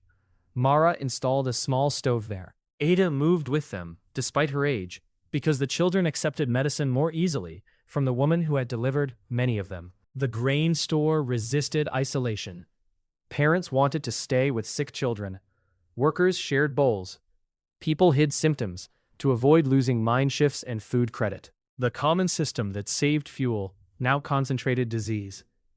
Noah established temporary sick pay from the food reserve. Anyone removed from work received the same ration for 7 days. That decision cost labor, but stopped workers from hiding fever. He spent 200 points on medical supplies, soap, masks, and a practical treatment manual. The system did not sell a cure. Most cases appeared viral. Care meant fluids, warmth, rest, clean air, and watching for pneumonia. A young resident named Tessa Gray worsened on the 3rd night. She was 8, with bright blue hair inherited from her father, and a constellation of freckles across her nose. Her breathing became rapid. The system detected reduced oxygen exchange in the lower right lung. Noah had no antibiotics in the Level 2 store, because the system required a diagnostic mission before unlocking them. It would not permit blind purchase of powerful medicine. The mission required him to separate likely bacterial pneumonia from viral illness, using symptoms, lung sounds, fever pattern, and response over 12 hours. The restriction seemed cruel until Noah considered resistance and limited supply. The system was designed for settlements, not desperate shortcuts. He used a purchased stethoscope hidden inside a leather tube. Tessa had localized crackling, persistent high fever, and pain when breathing. Her condition worsened despite hydration.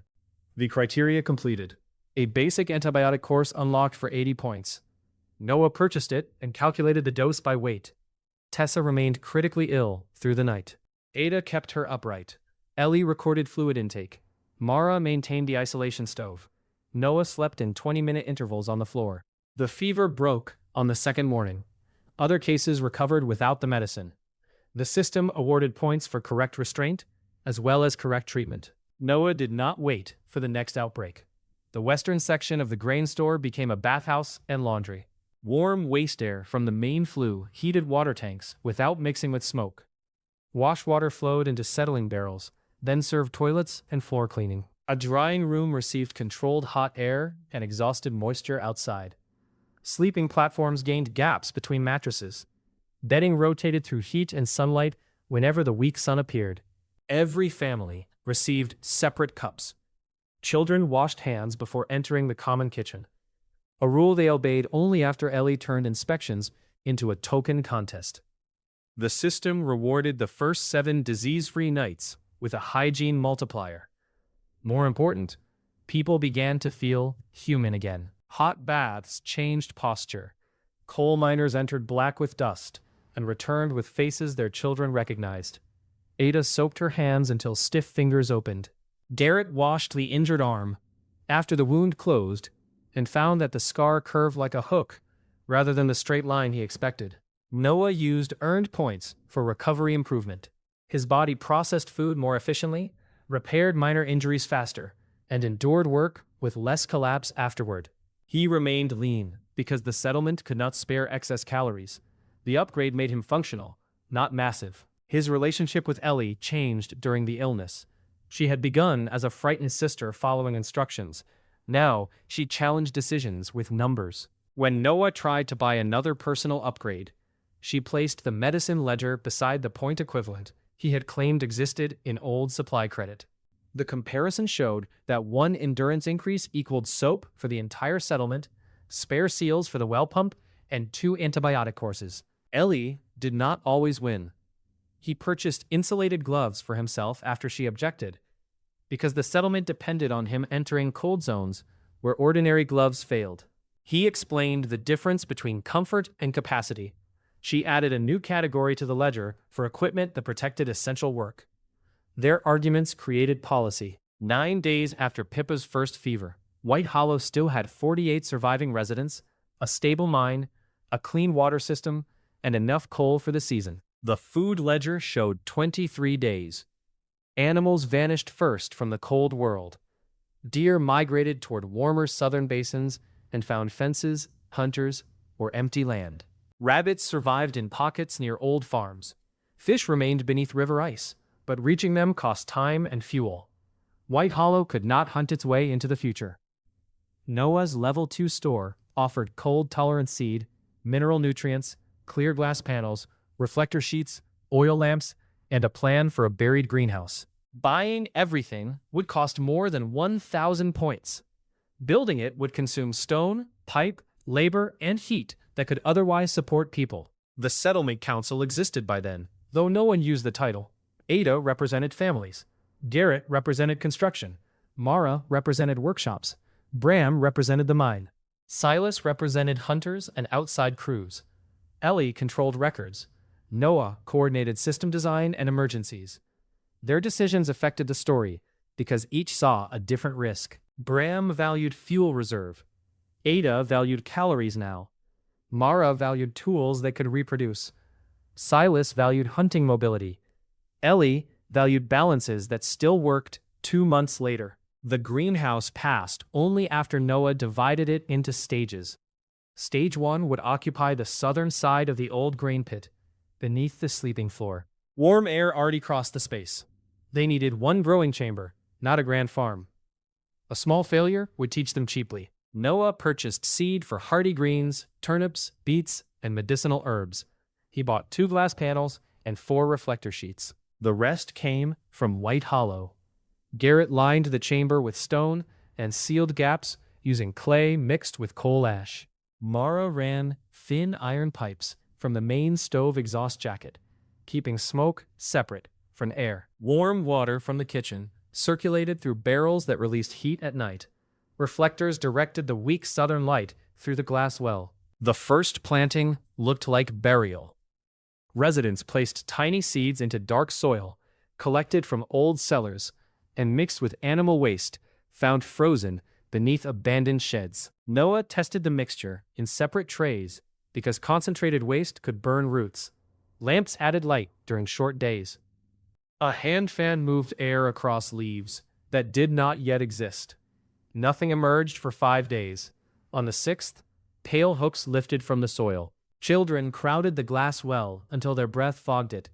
Pippa's pink hair and Tessa's blue head appeared beside Ellie's copper braids in the reflection. Adults pretended they had entered the lower chamber for tools. The system recognized living crop mass and unlocked basic cultivation tracking. Soil moisture, temperature, and light duration appeared when Noah focused. That advantage did not prevent failure. The first greens stretched too tall and weak because the lamps were dim. Noah increased reflected light.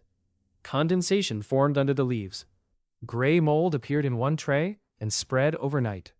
He removed the infected plants, reduced watering, and increased airflow. Half the first crop went into the stove rather than the kitchen. A week later, one warm air pipe separated at a joint. The chamber temperature fell below freezing before Mara's wax indicator responded. Ice formed across the turnip leaves. Noah and Ellie carried hot stones down from the bathhouse, while Mara repaired the joint. They saved the roots and lost most of the exposed greens. The failures taught them how narrow the growing margin was. Plants needed warmth, but too much humidity invited mold. They needed light, but lamps consumed oil. Warm soil mattered more than warm air for roots. Airflow could not become a draft. Noah spent points on better seals and one efficient lamp rather than replacing dead seed immediately. Surviving plants strengthened under improved conditions. Their seeds would later reproduce locally. The first harvest filled one shallow basket. Most of it went to sick residents, children, and pregnant women. The portions were so small that each person received only a few leaves.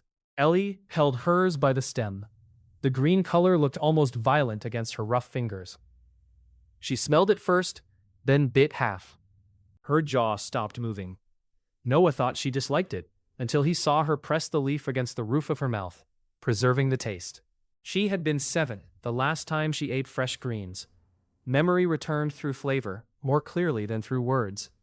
Noah recorded no system message in that moment. He watched the child with copper hair stand beneath artificial light and eat something grown in living soil, while -60 wind crossed the roof above them. The greenhouse expanded after that. Rabbits captured by Silas entered a warm pen beside it. Their waste fed compost. Kitchen scraps went into sealed barrels. Heat from the animals warmed seed trays. The first hens arrived from a southern caravan in exchange for coal and repaired pump seals. They traveled inside a ventilated crate wrapped in felt, with hot stones replaced at every stop. The birds produced only 3 eggs in a month, each guarded like treasure. Food remained scarce. The difference was direction. White Hollow no longer measured only how long its stores would last. It measured how soon the next crop would grow. The refugees arrived during the leanest week of the season. A lookout on the eastern signal tower saw movement beyond the black root poles. At first, the shapes resembled wind-driven brush. Then one fell and the other stopped around it. White Hollow's rescue team brought in 30 people from Ashford Crossing. Their settlement had lost its fuel depot to a fire. Survivors walked for 4 days through temperatures below -50, sleeping inside snow trenches and burning pieces of their sleds. 11 were children. 4 adults could not walk when they reached the route. Their leader was Lyra Sen, a 26-year-old seamstress with long teal hair braided over one shoulder and eyes of different colors, one bronze and one gray. Frost had split the skin across both cheeks. She wore a coat assembled from 6 kinds of fur, every seam placed to shed wind. The garment looked strange and worked better than anything White Hollow produced. A young healer named Elias Wren traveled beside her. He had chestnut hair, round brass spectacles, and hands stained yellow by herbal antiseptic. He carried 3 medical books beneath his coat, even after abandoning his own food bag. The group also included 4 miners, a miller, 2 hunters, several laborers, and families too exhausted to offer immediate skills. A newborn and 3 travelers who had chosen to stay raised White Hollow's permanent population to 52. Later, platform work and connected rooms had lifted safe capacity to 64, with a short emergency limit of 72. Adding 30 would exceed sleeping space, sanitation, and food supply. The storm forecast showed pressure falling. A major front would reach White Hollow in 2 days. The food ledger contained enough for 18 days at normal winter ration. Accepting the refugees reduced that to 11. Cutting every portion by 1/3 extended it to 16, but weakened mine crews and children. Rejecting the group meant sending them into a storm with no destination within walking range. The settlement divided over the decision. Ada argued that children entered first under every emergency rule they had created. Bram warned that weak miners would reduce coal production. Silas remembered hidden oats and believed stores always vanished faster under panic. Garrett looked at the western chamber, which remained roofless and full of ice. Mara calculated how quickly stoves could be installed there. Ellie calculated everything else. Noah did not promise warmth that did not exist. He registered the refugees only after laying out the conditions. White Hollow could provide immediate shelter, medical care, and food. Every able person would join emergency construction. Private possessions remained theirs. Food entered the shared ledger during the crisis. Theft or violence endangered registration, and therefore access to sleeping areas, though no one would be expelled into lethal cold without an alternate shelter. Lyra accepted for the group, after checking that families would remain together. The system registered 30 new residents and immediately lowered shelter quality to dangerous crowding. Potential nightly points increased. Actual reward projection fell. Noah used 400 saved points on insulation, stove components, blankets, and structural fasteners. At the established ration price, the same points would have bought only 33 adult ration days, less than half a day for the enlarged population. Supplies could soften one meal cycle. Capacity could keep people alive through every night that followed.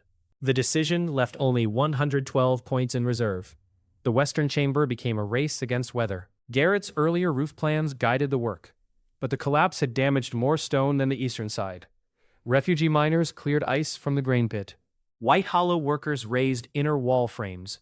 Lyra organized sewing crews that turned abandoned coats, sailcloth, and wool scraps into layered insulation panels. Her teal braid moved through the chamber like a signal flag as she checked every seam. Elias converted Ada's isolation house into a medical station. He recognized Tessa's treatment record as disciplined work and did not challenge Noah's age. He did challenge the use of one antibiotic for every chest infection. Noah showed that it had been used once. After Elias saw the sealed modern course and understood that local production could not explain it, Noah gave him the same limited disclosure Mara had received. Elias joined the sealed audit rather than demanding an origin Noah did not possess. Respect formed from restraint. The refugees changed labor capacity before they changed food production.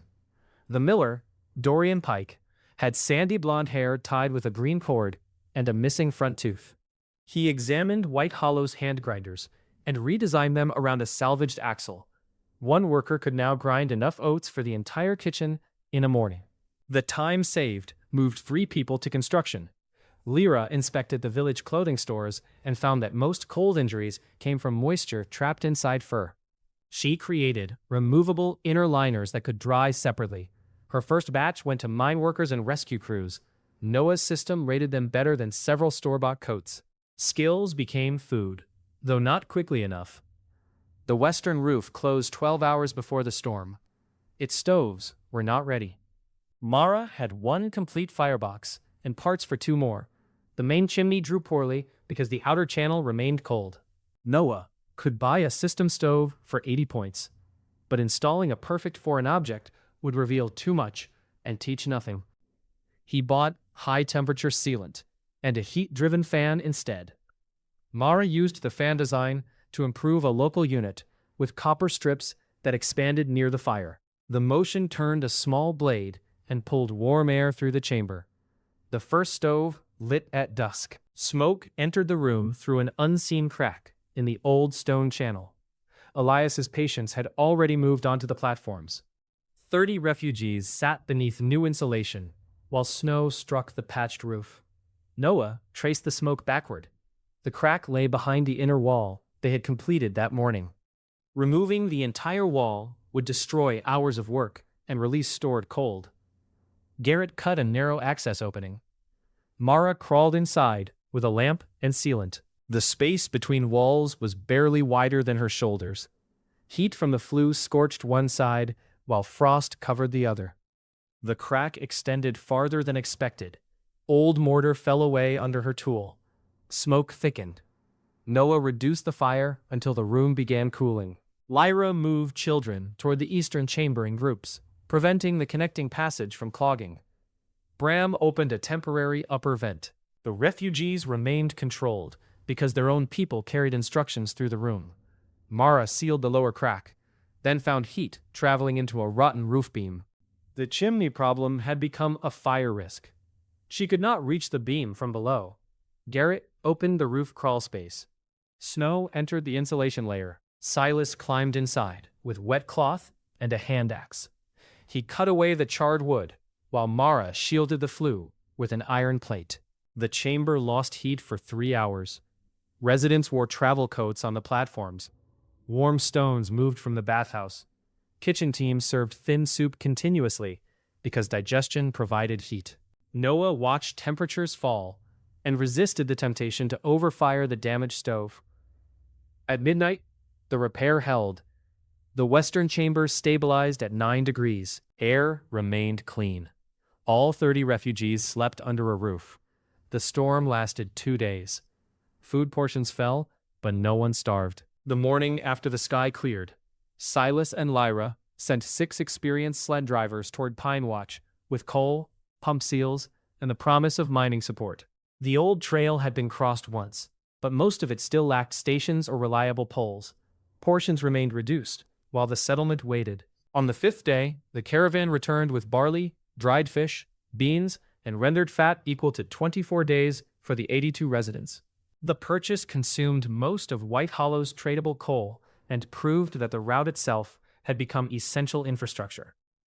Refugee miners increased coal output after recovering. Dorian's mill reduced waste. Lyra's clothing cut exposure injuries. Elias took over most routine medicine, freeing Noah for infrastructure. The system awarded fewer points than the population promised because crowding remained severe. It awarded a separate community integration bonus after 21 refugees voluntarily chose permanent roles in housing. 6 of the remaining 9 stayed as temporary residents while recovering. 3 planned to return and rebuild Ashford Crossing after spring, but all remained in White Hollow's census through the winter. Those 30 people consumed scarce food from the first hour. Their labor, knowledge, and courage began returning that cost before the storm ended. Other settlements learned about White Hollow through survivors. Ashford Crossing had not been the only place failing. A fire destroyed the fuel shed at Pine Watch. A roof collapse killed the stove crew in Northmere. Traders began following White Hollow's black poles because the marked road offered a chance of rescue when weather erased direction. Noah refused to build an empire around dependence. A single warm city would become a trap if every nearby village abandoned local skills. He designed route stations instead. Each station was a buried stone room large enough for 8 people. A double door protected the entrance. A sealed coal stove, portioned blocks of clean ice, a thin metal melting pot, an emergency food tin, and a signal mast occupied the center. Liquid water was stocked only when a crew preheated a station before a forecast storm. Travelers replaced what they used through settlement credit or labor. No permanent guard was necessary on safe routes, though rescue teams inspected stations after storms. The first route connected White Hollow to Pine Watch, 9 kilometers south. Construction revealed a new kind of threat. Supplies had value now. A group from Frostford intercepted the second coal sled near the halfway station. Frostford had not attacked people before, but its mine had flooded, and its council claimed the route crossed hunting ground they used in summer. Silas led the escort. He carried a bow beneath an oilcloth cover. The Frostford group carried axes and 1 old rifle with 2 visible cartridges. Wind cut across the open plain. A long confrontation would injure everyone. Noah arrived from the station trench with Mara and 6 workers. He did not challenge ownership through speeches. He opened the sled ledger and showed where the coal was assigned. Half would heat a route room available to Frostford travelers. The other half would supply Pine Watch in exchange for dried fish and lamp oil. Seizing it would warm Frostford briefly and end both exchanges. The Frostford leader, a heavy woman named Corin Ash, had dark green hair braided into a thick rope and an iron brace around one knee. She understood trade. Her people lacked fuel more than pride. Noah offered a different arrangement. White Hollow would provide pumps and mining support designs. Frostford would contribute labor to route stations and send fish to the common exchange. The first coal sled would continue, a second would return with their crew. Silas expected betrayal. Corin expected hidden control. Both attended the first drainage test. Frostford's mine water lay below the upper seam. Mara's pump design used the stream's own flow beneath the ice to power a slow piston. It removed water day and night without consuming coal. The output was modest, but the level fell. Frostford reopened one gallery after 3 weeks. The route became safer because a potential enemy had a reason to maintain it. White Hollow built 4 stations before spring. Rescue teams carried compact system blankets, medical kits, and heated stones in insulated boxes. Noah's small inventory allowed him to transport emergency gear without adding sled weight, though he revealed items only inside storms where witnesses cared more about survival than origin. During one rescue, a family vanished between the second and third poles. Wind had snapped 2 markers and rotated a third. The search team nearly followed the false line toward a ravine. Noah used system heat tracking, but blowing snow limited range. Silas studied surface shapes. The missing family had dragged a low sled that left a compressed channel beneath new snow. He found the subtle ridge and corrected the route. They discovered 5 people inside a collapsed snow trench.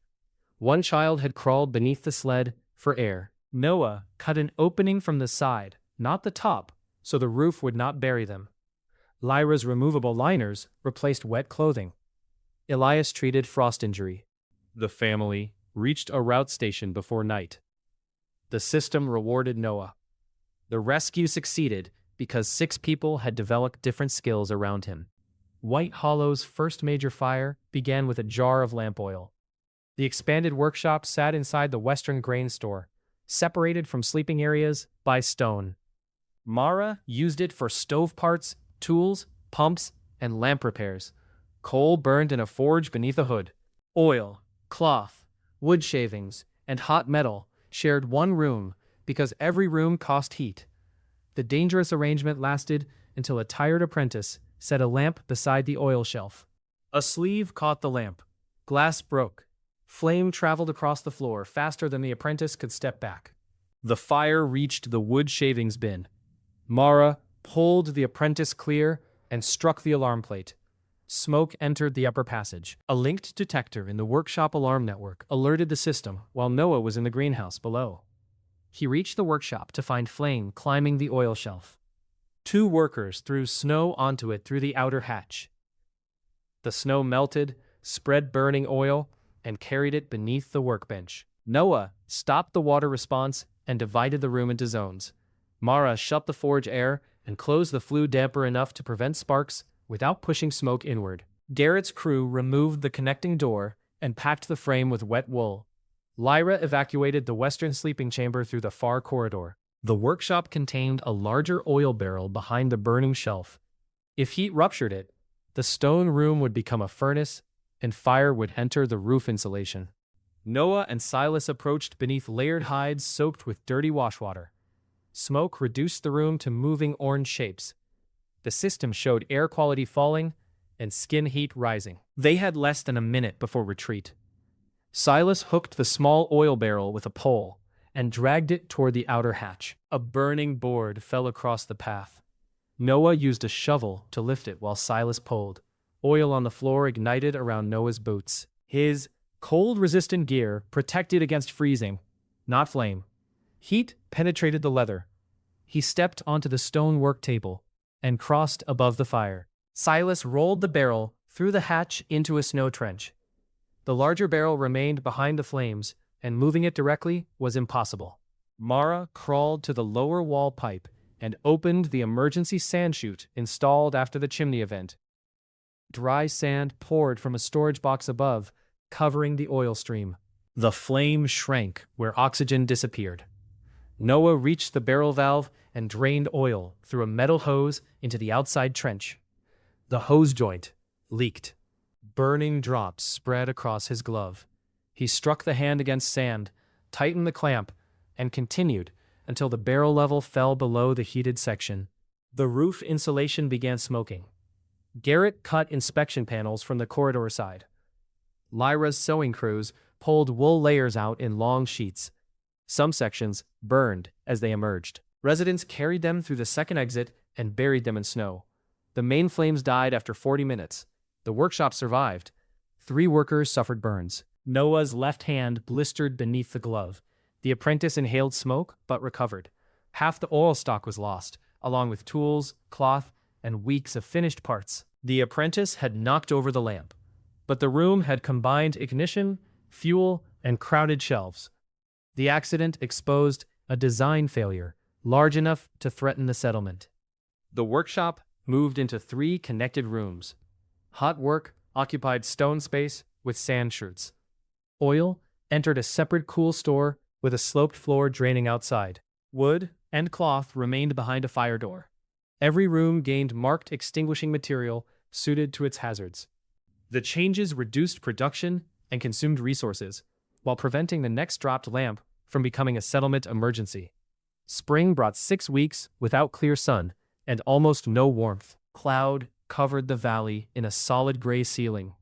Snow continued falling in fine, dry grains. Greenhouse lamps burned longer. Oil stores declined. Children grew pale despite better food. Mine crews lost strength. Adults who had survived years of danger began missing shifts for reasons they could not describe. The system marked health deterioration without a single disease source. Light exposure was inadequate. Fresh food remained limited. Sleep cycles drifted because people lived beneath stone and worked by bell schedules. Crowding magnified every irritation. Noah had designed a place where people could avoid death. The long dark revealed how much life required beyond safety. A fight broke out in the common kitchen over a cup left unwashed. No weapons appeared, but 2 workers damaged a stove bench and 1 cracked a tooth. 3 families requested private cooking hours. Children stopped using the game corner because adults slept nearby during rotating shifts. Ellie showed Noah the work ledger. Absences had increased by almost 1/3. Fuel and food remained adequate. The settlement was failing for reasons that could not be repaired with another emergency ration. Noah spent points on efficient lamps and glass reflectors rather than physical upgrades. Mara and Elias designed bright rooms near the greenhouse light wells. Residents rotated through them during meals and lessons.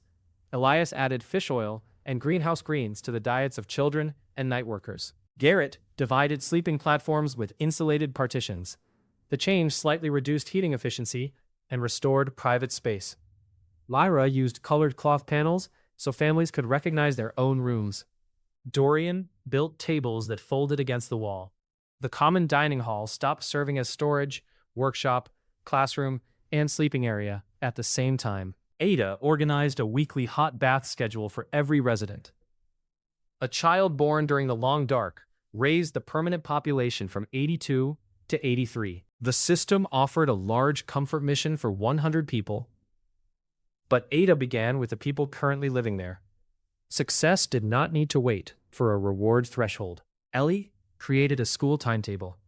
Elias taught medicine and reading. Garrett taught measurement. Mara taught tool safety. Silas taught route signs and weather. Children started drawing maps of tunnels, green leaves, black root poles, and houses under blue skies none of them remembered.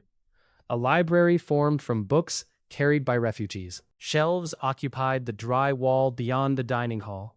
People read aloud in evening groups. Stories changed the sound of the settlement. The night bell no longer ended every activity. The system's comfort multiplier rose. It awarded points for stable warmth, clean bedding, private sleeping space, recreation, education, and residents who voluntarily named the shelter as home. The word home mattered.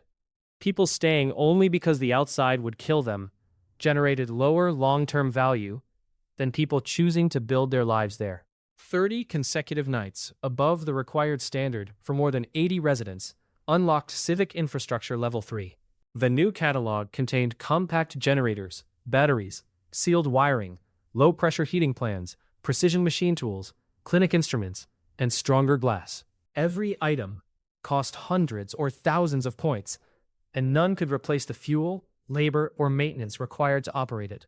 Ellie proposed the name Summerhaven for the expanded underground district. The name began as a joke, because people could walk from the bathhouse to the dining hall without a fur coat.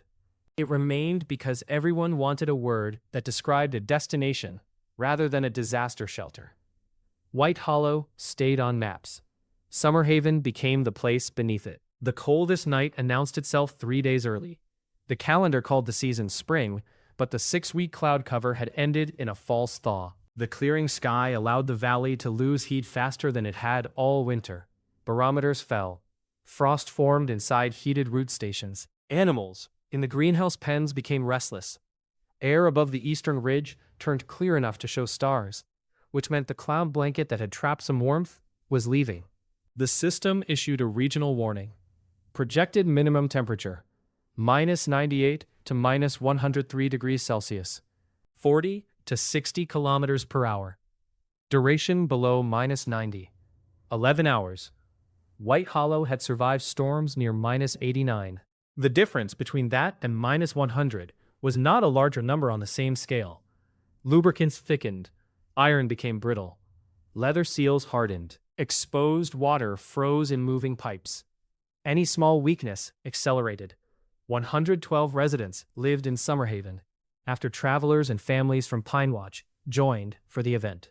Frostford sent 20 more to its nearest route stations rather than crowding the central shelter. Every bed filled. Noah began with reserves. Coal moved from the mine to 3 protected stores. Water tanks filled. Emergency barrels entered each district. Food required no cooking for 2 days. Medical supplies were distributed rather than kept in one room. Each zone received an independent lamp, tools, blankets, and a leader. The shelter had 3 heating loops. The eastern residential stove, western stove, and greenhouse heat system could isolate from one another. The main air intake split beneath the floor. 2 emergency exits reached opposite sides of the stone shell. A third tunnel connected to the mine route. They had built redundancy after every previous failure. Noah still found 11 weak points. The outer well house needed a second drain valve. The route tunnel door had warped.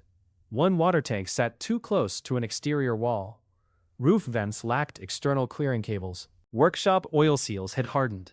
Greenhouse lamps had fuel for 9 hours rather than 12. Teams worked until the warning bell. Noah used 500 points on high-grade insulation, reserve seals, lamp oil, medical heat packs, and a compact generator with batteries from the newly unlocked Civic catalog. Mara placed it in a workshop housing and presented it publicly as an experimental unit assembled from recovered components. The sealed council ledger recorded its real source and cost. Its output powered air alarms, medical lamps, and 2 ventilation fans. It could not heat the settlement. At sunset, the temperature passed -70. By 8, it reached -84. Wind drove snow through gaps in the outer stone shell, but not into the inner rooms. Summerhaven held 19 degrees in the dining hall. People ate hot stew. Children remained in assigned family zones. The atmosphere resembled preparation rather than panic. At 10, the northern air intake began losing flow. Noah saw pressure fall on the system map. Mara's fan increased speed and drew less air. Snow should not have reached the intake, because its tower stood behind a wind wall. The problem lay below ground. Moisture from warm exhaust had migrated through a crack into the intake trench and frozen across the mesh. Ice grew inward like white coral. The reserved southern intake opened. Airflow returned, but the new path passed beneath the western waterline. Cold air lowered pipe temperature rapidly. Noah sent Bram's tunnel crew to clear the northern trench from inside. They entered through the floor service hatch with lamps and axes. The passage stood only 1 meter high. Ice covered the last 6 meters. Every strike sent fragments backward. The system showed their suit temperatures and oxygen. At 11, the western water tank cracked. The metal band around its base contracted faster than the wooden staves. One stave split. 800 liters of warm water poured across the platform floor and entered the ventilation channel. If the water reached the southern intake, it would freeze into a solid plug. Ellie saw the flow before the alarm. She opened the gray water gate and redirected part toward the bathhouse drain. Residents formed bucket lines for the rest. Garrett drove wedges into the cracked tank. Lyra wrapped the outside with layered cloth, slowing the leak long enough for Mara's apprentice to tighten a new band. Water still entered the underfloor channel. Noah crawled beneath the platform, and built a clay barrier with 2 workers. Warm water ran around his knees. Beyond the barrier, air from the southern intake turned spray into ice. The floor narrowed as crystals grew. He diverted the last flow into the old grain pit. The barrier froze in place and held. At midnight, the outside temperature reached -93. The northern intake clearing team reported through rope signals that ice blocked the tower base from outside. Internal work could not remove it because the final section had frozen around the metal grill. Someone had to open the exterior access panel. Noah prepared an outside team. His cold tolerance had reached level 3 after months of earned exposure. He could remain effective longer than any other resident while fully equipped. Silas had the best route sense. Lyra understood suit seals. Bram could judge the intake structure. 4 people formed the team. A 5th remained in the entry lock with recovery gear. They wore 3 clothing systems: dry inner wool, insulating fur with Lyra's removable liners, oiled outer shells with covered seams.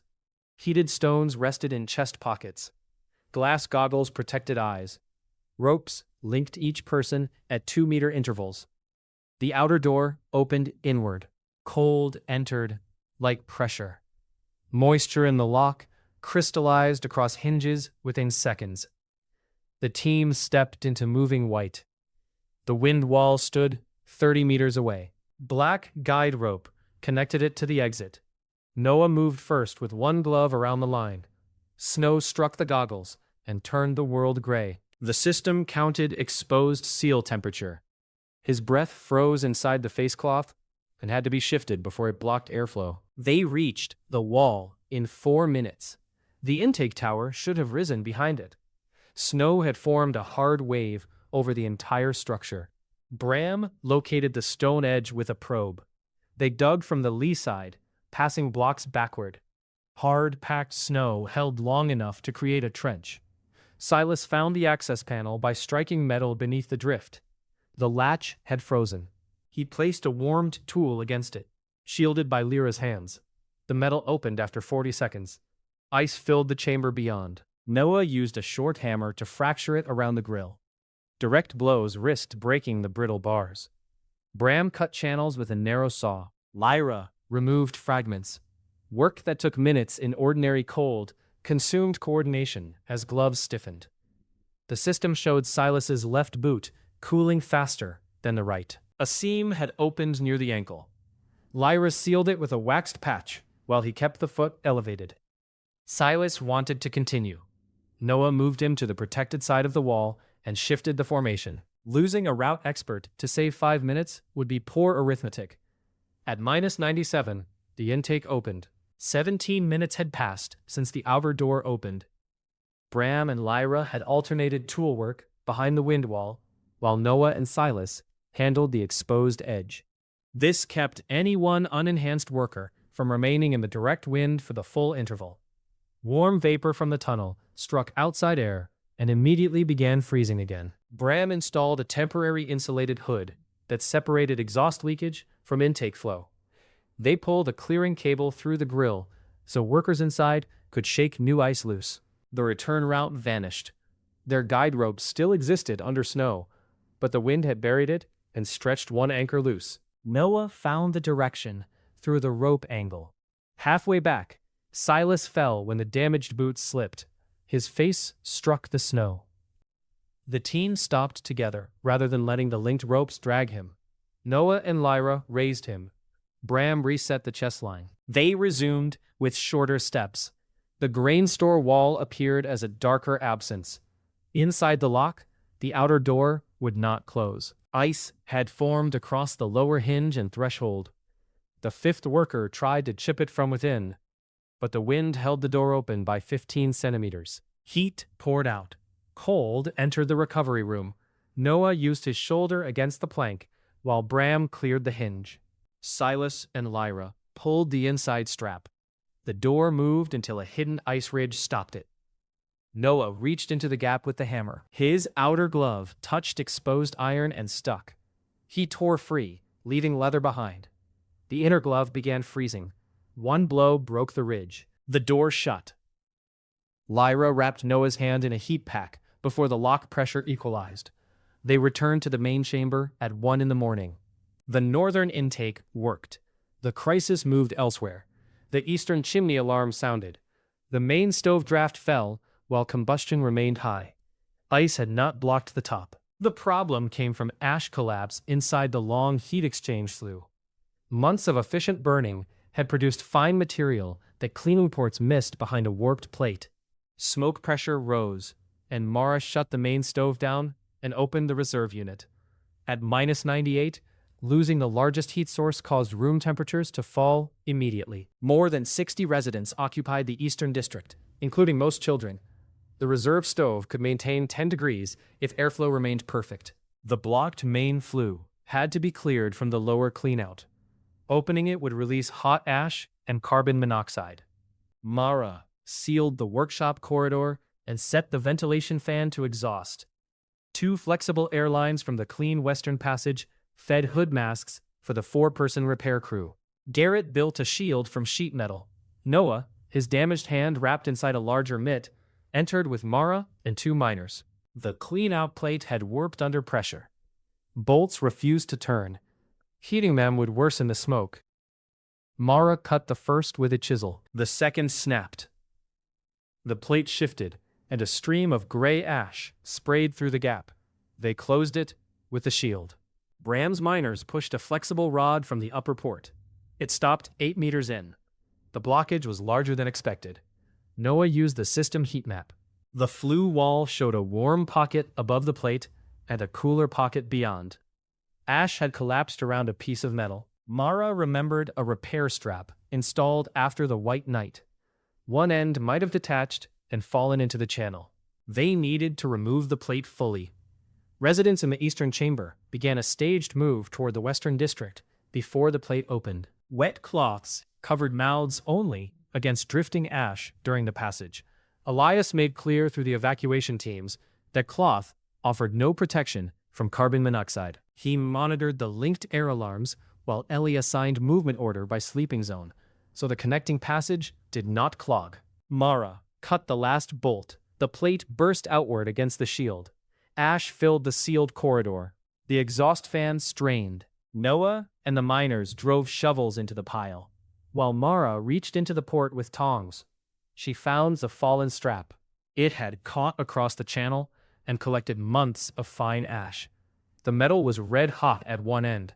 She rotated it, but the bent tip locked behind stone. Noah used a system steel cable from inventory. He looped it around the strap. The miners pulled, while Mara guided the angle. The first attempt wedged it tighter. Smoke readings rose beyond the corridor. Ellie evacuated the first sleeping zone. Noah changed the pull direction downward and toward the stove. Mara hammered the exposed edge flat. The strap moved 1 centimeter, then 5. Ash collapsed behind it in a heavy wave. The cable tore free. 1 miner fell backward. Noah caught the shield before it opened a path for smoke. Mara reached through the gap and seized the strap with both tongs. The second miner braced her waist. Noah drove a wedge beneath the metal and levered. The strap came out. Air roared through the flue. Ash lifted toward the chimney. Mara replaced the clean-out plate with a temporary flat cover and high-temperature sealant. The main stove relit at low output, while the channel heated gradually. At 2:30, indoor temperatures stabilized. Outside reached -100.7. The system displayed the number with no drama. Materials supplied the drama. The hand pump seal hardened and began leaking air. The greenhouse warm water loop slowed. 1 root tunnel door cracked around its latch. The generator oil thickened and output dropped. Each team responded according to months of preparation. Garrett's workers replaced the door latch with a wooden bar that would not become brittle. Mara warmed the generator oil through a safe water jacket. Dorian organized manual fan shifts in case power failed. Elias moved vulnerable residents towards central zones. Lyra distributed dry liners to workers returning from cold corridors. Ada kept children occupied in the library, where body heat and stories reduced fear. Ellie stood at the main ledger table with her copper hair tied high and a yellow scarf wrapped around one forearm. She tracked fuel, water, people, and open failures. At 4, she found a missing count. 2 mine workers assigned to the outer coal store had not returned. The store connected through a covered trench, but snow pressure had collapsed part of the roof. Their lamp signal had disappeared. Noah had just regained feeling in his left hand. His shoulder ached from the intake repair, and the system showed reduced safe external capacity. He went with a team. Bram selected a rescue crew of miners who knew the trench. Silas remained inside, because his foot had begun showing frost injury. Noah carried thermal blankets and heat packs in inventory. The outer coal store had only a lamp signal, not a linked life detector, and its stone retaining wall blocked passive scanning from Summerhaven. The crew entered the mine tunnel, reached the store from below, and found the upper passage blocked by snow and timber. Once Noah came within active range, system heat tracking revealed 2 bodies beyond the collapse. One moved. The other lay close to the outer wall. The crew could not dig directly because snow pressure would refill the trench. Bram built a timber shield and advanced it like a low roof. Miners removed snow from beneath, while the shield took the load. Noah monitored the trapped temperatures. The moving worker, Sela Ko, had protected her partner by wrapping both inside coal sacks. She was Bram's niece, recognizable by white hair cut in a straight line across her brow, and black eyebrows that gave her a permanently severe expression. Her own gloves were under the unconscious man's armpits. The shield advanced 2 meters, then jammed against a broken roof post. Cutting the post would release the load. Noah crawled along the side and placed a jack under the remaining beam. Bram reinforced the base with coal slabs. The jack lifted enough for a miner to saw the post in sections. Snow pressed the shield down. Wood groaned. The crew moved faster, but not wildly. Each shovel load went backward. Each support entered before the next space opened. They reached Sela at 5:10. Her partner's temperature was 29.9. He had a weak pulse. Noah applied heat packs to the torso, protected the limbs from sudden warming, and used the thermal blanket around both. They withdrew through the shield, 1 body length at a time. The outer store roof collapsed fully after the last miner passed. At 6, the eastern sky lightened. The temperature remained below -95. Sunrise did not warm the world, but it marked the end of the system's nightly evaluation. 112 people in Summerhaven had survived. 20 travelers in route stations had survived. Frostford and Pinewatch reported no deaths through signal flags by midday. Summerhaven recorded 3 moderate frost injuries, 2 smoke exposures, 1 cracked tank, 1 chimney blockage, 1 intake freeze, 1 collapsed trench, and no fatalities. The system calculated shelter quality below maximum because of crowding and emergency air reductions. It awarded points for survival, preparation, successful delegation, and 0 preventable deaths. Total reward, 4,860 points. A new system phase unlocked. Regional network mode allowed Noah to receive reduced protection points from independent allied shelters built to verified Summerhaven standards, even when he was not present. Each settlement required local leadership, its own fuel and food plan, working safety systems, and residents who joined voluntarily. Heat, health, sanitation, education, and preventable deaths would be audited separately. A leader who concealed a failure would cancel that shelter's reward and mark it for inspection. The new phase changed the scale of Noah's work. Saving more people no longer required moving every family beneath his own roof. The cold record entered White Hollow's ledger as a list of repairs. The northern intake tower gained a permanent insulated hood. Water tanks moved away from exterior walls and received flexible bands. Chimney cleaning ports were redesigned. The coal trench became a stone tunnel. Every district practiced evacuation once a month. The 4,000 points did not become luxury overnight. Noah purchased durable batteries, better glass panels, pump seals, machine tools, medical equipment, plans for low-pressure steam heating, and components for 2 additional low-output generators. Mara and Garrett adapted each item so local workers could maintain it. System materials served as seeds for industry rather than permanent dependence. Summerhaven expanded, through the next year. Warm corridors connected homes, kitchens, workshops, the mine route, bathhouse, clinic, school, library, and 3 greenhouse chambers. Wind walls protected outer yards. Signal towers marked every approach. Route stations linked White Hollow, Frostford, Pine Watch, and the rebuilt homes of Ashford survivors. The mine supplied coal under rules written after the flood. Greenhouses supplied greens, roots, herbs, and seed. Rabbit pens and poultry rooms added protein. Dorian's mill processed grain traded from southern underground farms. Lyra's clothing designs spread through every connected settlement. Elias trained assistants, so medicine did not depend on one person. Garrett's injured arm never regained full strength. He adapted tools with longer handles and taught more than he built. Mara became the workshop master, her violet hair usually powdered with metal filings. Silas led route safety and inspected every pole after storms. Ada managed household disputes with the authority of someone who remembered nearly every resident's birth. Bram returned to the mine with a brace on his damaged leg and refused all suggestions that he retire from mapping. Ellie grew into the center of Summerhaven's accounts. At 13, she managed more food and fuel than the old village keeper had seen in his life. Her copper hair reached her shoulders. She still wore the yellow scarf, though it no longer sealed a door. It marked her desk in the common hall and warned careless borrowers that missing tools would be found. Noah changed as well. The body that once died beside an open door became lean and strong. Cold tolerance, endurance, and recovery allowed him to work outside for hours in proper equipment. He could carry an injured adult, climb frozen towers, and return without collapsing. The white streak in his black-blue hair never faded. The glacial rings in his gray eyes became clearer as the system grew. He never became immune to the world. At -60, he still checked seals. Before entering a mine, he still tested air. He still counted fuel before promising warmth. The system amplified preparation. It never excused arrogance.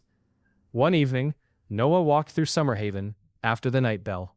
The dining hall smelled of bread, coal heat, and beet stew. Children crossed the floor in light shirts, carrying school slates. Steam drifted from the bathhouse corridor. Greenhouse workers moved baskets of leaves beneath electric lamps, powered by the 2 later generators and a shared battery bank. The first compact unit remained reserved for alarms and the clinic. In the library, Ada had fallen asleep beside Pippa, while Tessa studied a medical diagram with Elias. Noah continued to the family rooms. Ellie had gone to bed with the ledger open beside her. One foot extended from beneath the blanket. The room temperature held at 19 degrees. The air monitor showed green. A radiator clicked softly along the wall. On the first night of his second life, an uncovered foot could have become an injury before morning. An open door could have killed 2 people. One failed stove could have erased a household. Noah closed the ledger, moved the ink away from Ellie's hand, and pulled the blanket over her foot. Outside, the temperature fell below -70, and winds scraped across the stone until dawn. Inside, Ellie slept through the night, while steady heat moved through the wall beside her bed.